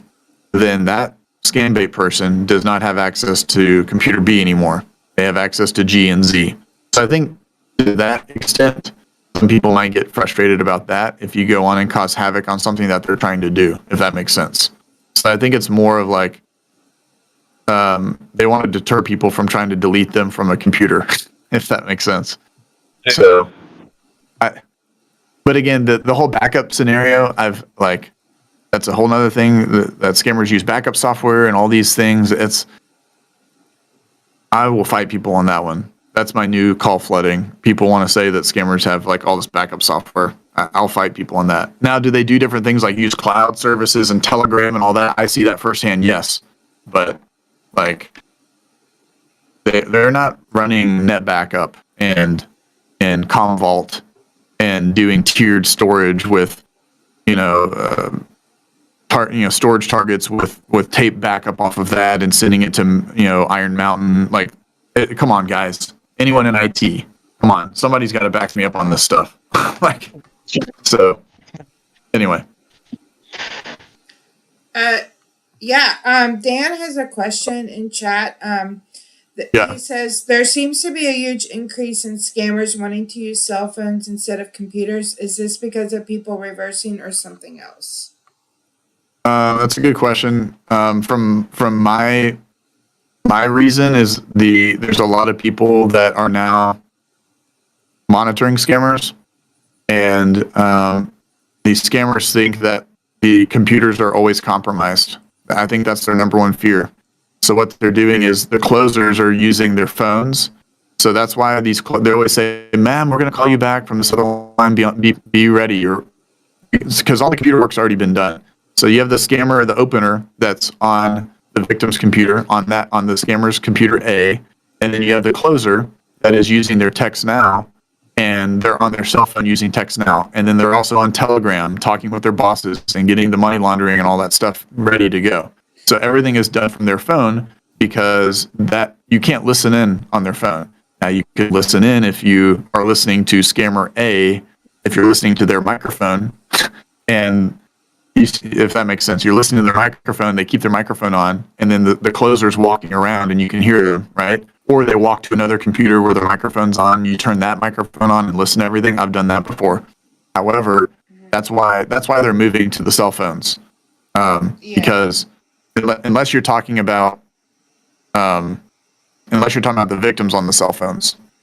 But the closers use cell phones all the time. Now, the victims on cell phones, it's because a lot of people have their freaking cell phones and they don't want to go to computers. They're nervous about computers. So they just go on their cell phone. They know how to use Zelle. They know how to send money really quickly. So. Yeah, for sure. Yeah, I mean, I've had scammers hang up on me where it was like, what kind of phone do you have? Like, an Amazon scam even recently, what kind of phone do you have, Apple or Android? And I'm like, it's a flip phone, but I'm in front of my computer. Click. Yeah. Like, they want to get to your cell phones for whatever reason. They don't want me on my computer. Not that it matters in my case anyway, but it's just so at that point I just start, raging goofy nonsense. But for Dan's question, he is right. I mean, more and more of the scammers they want your access to your cell phone now, and they probably feel like all of the victims have most of their stuff on their phones now, bank accounts and passwords and things like that, I would think. Yeah, and if you're already on the phone, you can just look down and you're there. You don't have to go to a computer. You don't have to do this and that. Like, it's just literally right there. So it makes it easy for them. Yeah, and the one last question I was going to ask you is, I didn't realize until the watch party or whatever you want to call it when we all released our videos. I didn't realize. Thank you so much, Blue Scalpel. I didn't realize until then that this vision for the People's Call Center was one that you've had for years. Yeah. I didn't realize that. Like, can you tell us a little bit about how you came across this idea and like why? Sure. Like, I don't mean it bad, but like, why did it take a few years for it to become reality? I guess. Yeah, for sure. I just watched him watching a scammer manager. He's losing at solitaire, and he has the red jack down with the 10 and a 9, and he has a black queen of spades, and he can't drag it down, and he keeps trying to drag the queen of spades down to the jack of diamonds. And it doesn't work, you idiot. You lost. Okay, sorry. Like, he doesn't know what he's doing. Oh my gosh. You have a 3 of hearts, you can bring the 3 up. You have a 2 of clubs, you can... Okay, this guy is really something else. Okay. Can you have him there and just make him keep dragging it to the left, and he'll be like, "What the hell?" I've actually done it sometimes where I will crash whatever program that they're using. So like if they're using a certain calling program, you could just crash it while they're on the phone with somebody, and they don't know. Like that part's kind of funny. So let me see here. So like I don't hold myself in very high regard, if that makes sense. Like, I don't think I'm something special. Okay. When I started doing scam baiting, the people that were in the space made sure that I was aware of that, if that makes sense. As I was growing and all that kind of stuff. So I always was very humbled with regards to, oh, he figured out how to put all the... Good, you figured it out, guy. He literally figured out to start moving all his lower, 2s and 3s up, and then, okay, good job. Then I moved the jack over. Okay, okay. So, like, I was always very humbled by that, because there are people that came before me that did this before me, right? Jim Browning's been doing it for 800 years, before the internet was started. And... there was other people. Kid Boga was before me. Trilogy was out there before me calling scammers. It was a different space. Scammer Revolts. There's others. I'm probably forgetting others. My point is that I always just had this vision. I was like, hey, one day, like, because nobody really did stuff together. It was always this competition, and still is, which sucks. But like, nobody did stuff together. That's why I was like, hey. Instead of doing voices together, why don't we do like the trilogy thing? I was like, well, why don't I send you guys out to the addresses and see who's at the actual address? Wouldn't that be cool? And then, Art's like, yes, brother boy, I will do that. So like, that's what we did that. And then I started thinking like, well, what if there's these actual, like, you think about like a negative force, and then you have like the opposite, whatever in science, if you have one force going, there's always an opposite force or something like that. I don't remember I wasn't good in science, but there's something along those lines. So in my mind, I was thinking like, hey, because there's this negative force of scamming, like, what if there was a positive force that was out there, like a call center that did the same thing that they did, but it was like all of the top people that were together doing it. So once I guess got big enough, I'm like, okay, I still want to do this thing. I've always wanted to do it. Why don't, the time, I guess, is now to bring these people together, right? And I reached out to Jim, and he was like, yeah, I'll do it. I'm actually going to be in the States. And that was perfect. So then I could tell Trilogy, hey, Jim's going to be here. So they're like, okay, we'll do that. And then I told Kid Boga, hey, Jim's going to be here, and all these other people, and then Scambaiter and CJ, and she was like, she's like, I'm already on the road. I'll be there. And Pleasant and Mater Paul, and like, it just started to become a thing. Like, so when I first thought of it, I never thought it like that. I would be like the driving force of it, I guess, but I always thought it would be really cool to have everyone under the same roof doing it together, and just like the camaraderie and the energy and like just people being able to like hug each other and like shake their hands and smile and look each other in the eye and stuff. I don't know. I think it's a powerful thing. So Yeah, for sure. and that was, anyway, so that's kind of how it all became. And it was a cool event. I hope it happens. We already have some ideas for 23 and for 24. Cool. So this will be an ongoing thing, obviously. That was kind of like the kickoff, right? And the People's Call Center will just continue each year and will grow. Yeah. Yeah, that's awesome. I think people not only were entertained, but I know I had a lot of new people looking at my work from that. Like they're like, "Oh, I was here from the People's Call Center. CJ Scams was there," and it's just more awareness. I mean, I love, as making content, you're going to feel selfish a little bit and say, "Oh, I like that people like my stuff," but at the same time, it's also spreading awareness. The bigger you grow, the more awareness is spread. The fewer people will get scammed. And if you were in New York, we would probably call you the Lucky Luciano of the scam baiting world, even though he's affiliated with gangsters, but he did unite the 5 families. So they have Gambino, Casey, Colombo. In your case, you have CJ Scan, Pleasant Green, Trilogy Media. So, great job.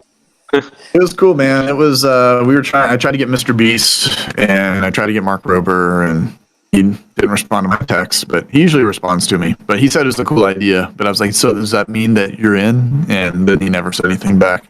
But we're gonna make it big next year. It's gonna be amazing. It's gonna be fun, and we're gonna do it up big.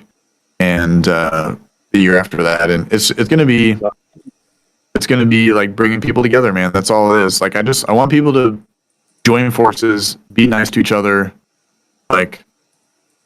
Go after the criminals, and everyone can be successful. Like, think of your own, like, what's the next person's People's Call Center idea that they're going to make, right? You know what I mean? Like, this is an idea that was in my brain, and who else out there is going to have another idea, in this space? Like, it's about ideas. So, I don't know. That's how I view it. And and if we can help people. I envision it one day where you have multiple floors and you have language classes going on in one room. Oh yeah. And you have FBI, contacts in the other. So that's the way I see my vision for you. I see you growing.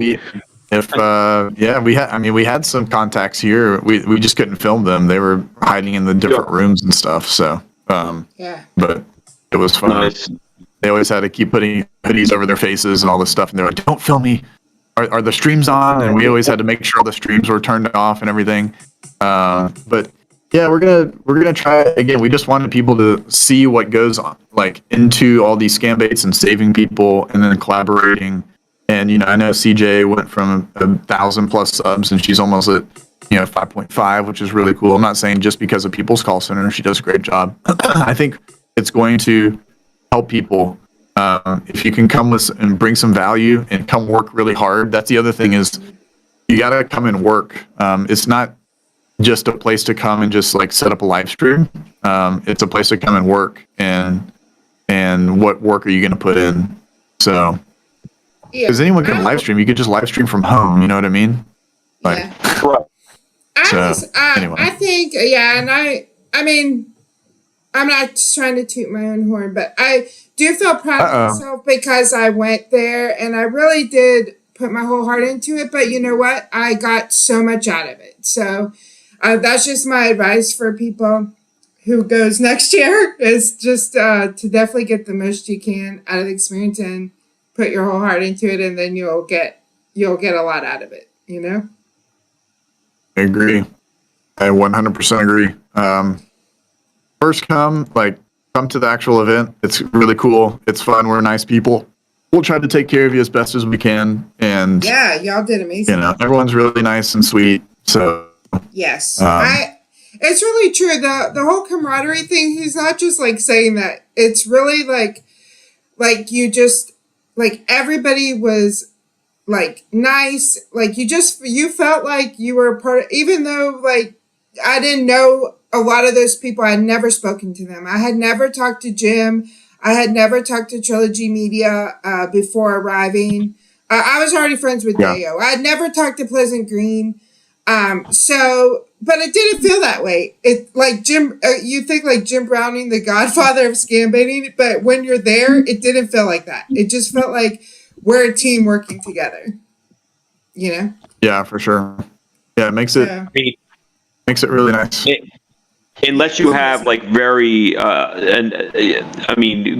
great editing skills, and what you do, and all your crew does. I mean, what was shown to us was just nothing but love. I mean, it's hard to fake that. I mean, the warmth and the camaraderie and the shaking hands and the boom suckers and saving the victims. I mean, that's legit, 100% legit. No fake camera work in the world can make that up. So it's our content's fake, man. So I'm just warning you. Yeah, and I can give you a couple names out there that we need to discuss next time. But I won't go on the record for those. I would talk for hours about that. Yeah. So you can get me off the record, and I'll tell you what's up on those. So, yeah, I mean, back to your original point. I mean, the love there and making CJ welcome. I mean, it looked like she was just hanging out with you guys since Nam. And it was just amazing. It looked like you guys had an amazing week, and obviously saving the victims was a great part. And I look forward to hopefully being able to come out to Omaha in the next few months, and hopefully you'll be able to come. You're gonna be there next time, man. You will be there for sure. The summer's tough. That's my only concern. It's just because it's in the summer, and where you are, it's very hot. So that's why I was thinking, like, maybe off the record, I'll come in, just knock on your door, and you can feed me some liver and onions. Oh, perfect. Yeah. Maybe you can hear my son do a scam bait. He did his first scam bait. So. Oh, nice. Yeah. So you'll be able to hear him. He's like, "Hi, hello. I'd like to refund." And they're like, "Okay, how much is it?" And he's like, $3.99. And then they hang up. But anyway, that's cute. Yeah, man, you'll do. Oh, and a take face reveal. That's what everyone wants to see. Yeah, I keep telling them. I know everyone. Now the pressure's there. It's like, what if they're like, "That's Tigal. That's the guy who's raging." Hey, man, it's a part of it. Like, you join the people's call center, then you show your face and outside of gym. But we showed his face pretty much. Well, not really. I mean, it was. I'll text you some pictures. Whoever was asking, from the waist down. Okay. Well, hey, I think one of the scammers was. I could send it to Christina if you want. Yeah, So, I mean, that was, coming. And CJ and I had plans to actually do this on camera, like where we're kind of more of a better production type of thing as we grow. Yeah. We never expected to be at 75 shows talking with Pierogi. It was just two people that had 300-400 subs each. Gosh. We're like, hey, let's stream. It would be cool. At this point, you're making fun of me. You're making fun of me now. At this point, with all the nice words, you're making fun of me. No. We were like, we always were like, oh my God, it's Pleasant Green or Papa Monkey came into our stream, or Payback. Yeah. We're always, when you're first starting out, you always look up to you guys, and we still do, of course. But now we just realize you're normal people. I am the smallest, biggest channel, if that makes sense. I have the least amount of clout. We talk about it in the office. Like, I have like zero clout on the internet, and like Reddit hates me, and like I'm the smallest, biggest channel, if that makes sense. I will always be that way. So like I'm smallest, nothing. biggest channel. Yeah, if that makes sense. I'm not the biggest channel, but a smallest big channel, I guess. If that if you're talking whatever. Also, someone is asking in the chat about TwitchCon. I'm not trying to advertise about TwitchCon, but I will be at TwitchCon. I don't know if any of you guys are going to TwitchCon. Are you guys going at all this year? That's in San Diego, right? Yeah. I would love to go to San Diego. CJ, you going for that? You going to pay? I might go to that. I wanted to, but I'm in India. I don't think I'll be back by then. Because it's in It's in October. It's in like 2 weeks, right? Yeah. Yeah, I probably won't be back. It's in like 3 weeks. Yeah, I would think about going if CJ was going, but it sounds like she can't go. Okay. I'm trying to like do the same thing like I did at the People's Call Center and embrace the experience, get the most I can while I'm here, and so I have like some things planned. Like that's why I'm here for so long. So. Yeah, CJ's had a crazy year. You know, People's Call Center, then straight to India, moving from different states in the United States. Yeah, it's very busy. I think though, I want to give her credit. I mean, I want to give both you guys credit for even stepping out and doing this, and then trying to do the nonprofit thing that you guys are doing. Here's the thing, man. Like, I just want to again encourage you guys. I try to have some encouraging words versus just talking about how great I am. Like, you know, this is what life is about, though. Life is about doing things that have purpose to them and like make you feel better on the inside after a long day of work, right? And bring some satisfaction to your life. And I think like, you know, you look at some of the things CJ is doing. She's stepping out. She's even doing all this while getting like a PhD, I believe, and traveling overseas, traveling to People's Call Center, doing all these kinds of things, and doing all these new things. Life is about that. So I want to, you know, congratulate, you know, CJ, and I want to congratulate you, Take, as well, man. Like, just to start, you know, to start from zero, to start from nothing is very difficult to do, especially on YouTube and everything. And you just keep adding new ideas and new things and keep doing new iterations of yourself, if that makes sense, and growing and doing a better job. And I mean, helping start a nonprofit's incredible, and a really great scam morning show. I hope it gets really, really big. And, you know, there's hundreds and thousands of people that are watching in the mornings, you know what I'm saying? And it just, you guys keep adding stuff to it. So, you know, do, like, for the people watching, do stuff that like gives you purpose and makes you happy, even if it's not your regular 9-to-5 job. It's additional things, and take what CJ and Take have done and run with that, like how they're just breaking through barriers and doing really cool stuff. So just keep up with that, guys. It's amazing. Life is about that, like doing really cool creative stuff. So anyway, thank you. That's my cheesy thing of the day. I mean, that was a perfect way to end. I don't even know what to say after that. How am I going to top that? That's like, you know, that's like trying to be a public speaker and you got to follow Pierogi. Come on. Hey, man, I'm honestly honored to be on here. I know I talk really long, but it's just how I am. But it's all good stuff. It's all good stuff. Congratulations, you guys, 75. And I would be remiss if I didn't do my super chat, so I did this last time. So hold on, that's why we invited you back. No, because you guys wanted me to do the super chats. So, I've got. So congratulations, you guys, on 75. It's 75, right? Thank you. It's 75, isn't it? Yeah. Oh, 175. Did we say 75? No, just kidding. No, thank you so much. Congratulations, you guys. So yeah. Thank you so much. 75 of them, and I wish you guys so much happiness and success. And I feel like I'm doing like a toast at a wedding or something right now. But yeah, well, thank you again for your hospitality. You are going to come back on our, I don't know, CJ, CJ's got the big brain here. Is it 100, 150? Yeah, either of those, both of them. Takes like, we can't have him on another one. We need to wait like a long time. So let's do 150. You're so active, though. You're so active. We could have you on the 80th, and you'd have new stuff to talk about. I know, dude. I'll be in the shower every single time. So, but we'll give you a break.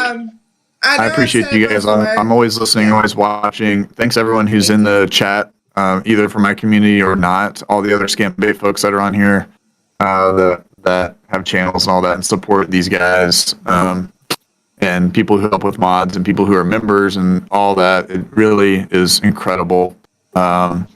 Just keep everyone that's in the community, keep being a positive force and keep supporting anyone who does scam baiting. Please support them. You can go to my stream if you want. I'd love to have you. But check out everybody's stuff that they're doing. They're all everywhere on Twitch and YouTube and all that stuff, as you guys do, or else you wouldn't probably be here. But thanks for being so sweet. You even if you don't watch my stuff, thanks for being sweet to everybody that does all the scam baiting that's out there, because we are trying to make a difference. I would say the majority of us are trying to make a difference. And so, yeah. thank And you. I 100% encourage everyone to spread the love, bounce from stream to stream. It's okay. Like, support everybody. You know, we'll have viewers at some time. But thank you again, Pierogi, so much for your incredible hospitality. Everything that you did for us that week. It was truly amazing. I can't tell you enough times. Thank you so much for including us and letting me come, even though I'm sure I was a pain in the ass.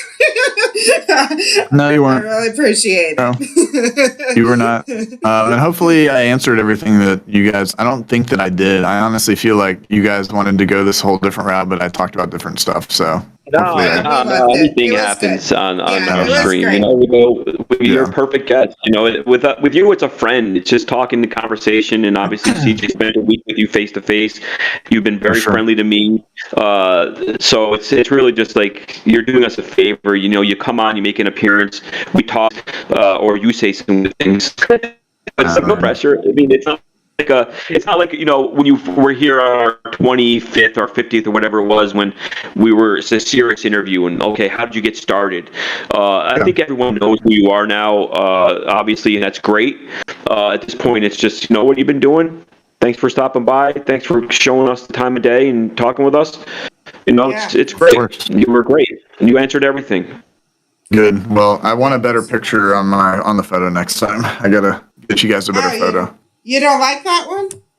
I'm just kidding. That's my self-deprecating humor. So. Oh, you look to me. It looks like you mean business. Don't mess with me. I'm scared. I mean a lot of business. Okay.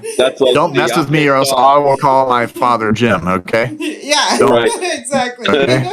So, anyway, you guys be good. Thank you again for going along with me, and see you guys on the next one. Yeah. Thank you. Yeah. Don't get scammed. Yeah. Don't get scammed, guys. Yeah. All right. Cheers. Thank you. Love you. Boom, sucker. Later. All right. Well, that was super awesome. I think that we are done, don't you? Because we can't really top all of that. And I got victims to save. Pierogi's got scam bosses to take out. You've got scammers to piss off. So I'm actually going to look at an apartment in a little while, so I don't think I'm going to call too many scumbags today. But yeah, we should probably just go leave it with those kind words that Pierogi had for us and for everybody. It's just always a pleasure to talk with him. He's just been cool since day one to us, and it's just amazing to talk with. I'm speechless. I love when he comes on. Me too. Yeah, and he's super great guy in person, y'all. He really is. Like, all these guys like Jim, like I saw people on Twitter say, you know, like, oh, you're there with people with egos, like Jim Browning must have an ego, Trilogy must have ego. I'm telling y'all, I have met them in person, so you don't know more than me about this, that none of these guys have egos. They're all super great guys, and I'm not just saying that to be nice. Like, it's really honestly the truth. If it wasn't true, I just wouldn't say it. Y'all that know me know that. I just wouldn't say nothing. If I can't say anything nice, I wouldn't say anything. But it's true. Like, they're all super great guys. If like anyone says anything about them, I know them. I can tell you how they are in real life. So super amazing. And I'm hoping while I'm here that I can try to meet up with Carl. But you know how he is. He travels a lot. He has a busy schedule. So, but hopefully you'll see me meeting up with him too. Again. Yeah, keep me posted on that one, because that can make for a great, I don't know, Thursday morning show. Yeah. I'll see if we can work it out. Yeah, how great would that be? CJ and Carl from Delhi. Yeah. So no, I don't know what part of India you're, but anyway. Thank you, Lucifer. Did someone just? Oh, thank you so much, Lucifer. Lucifer Screams. He's new here too. Yeah, he's new, but we're not allowed to say thank you. Remember? Oh, I'm trying to keep it clean today because I know we have a different type of crowd sometimes. I could say, F you, Sven. Yeah, well, I appreciate it, Sven, because I can buy like 18 More rolls of toilet toilet paper with that. Yeah, there you go. So that should last But yeah, at least anyway, a few days. thank you so much, man. I'll let you shout out the super chats if that's what you were going to do. I'll say goodbye to everybody. Scammer Payback, thank you so much for joining us, our 75th episode. And that's it. So, like, again, I'm speechless. It was just a great conversation. So I'll say goodbye to everybody right now. Yeah, and thank you so much to, let me reload.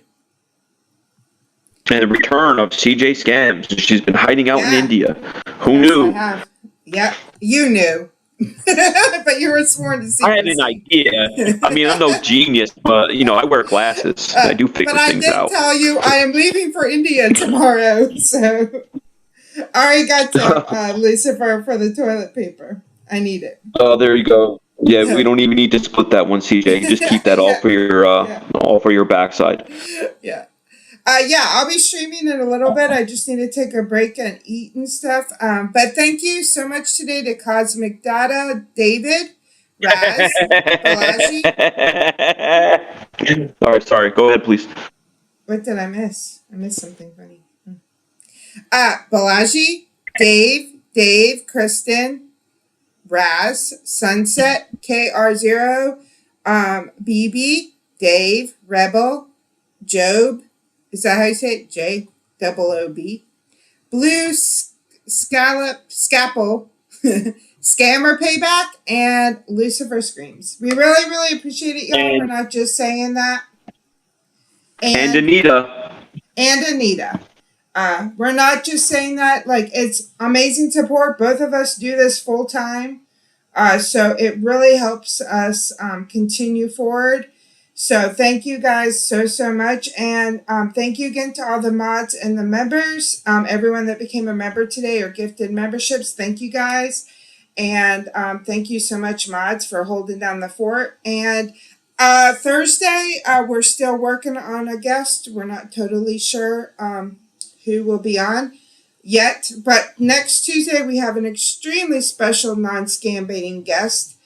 So make sure that you come and show a lot of love and support next Tuesday. It will be super fun. And I will catch you guys in a little bit on Twitch. Maybe in 2 hours or so. You still here, Take? Yeah. Okay. Yeah. All right. Okay, thank you guys. Yeah. Well, talk to you later. I was done before, but I'll say goodbye. Sorry. Bye, Yes, y'all. sorry. Bye. You are connected with support. How can I help you? You're picking up the phone pretending that you want to help people, but you really want to rob them. I want you to understand. Legally and federally, I know what type of time waster you are. Do you want people to empty their bank account? Why would you waste my precious time? We call scammers. And man, they say the dumbest stuff. Go ahead, please. Hey, do not call this number again, okay?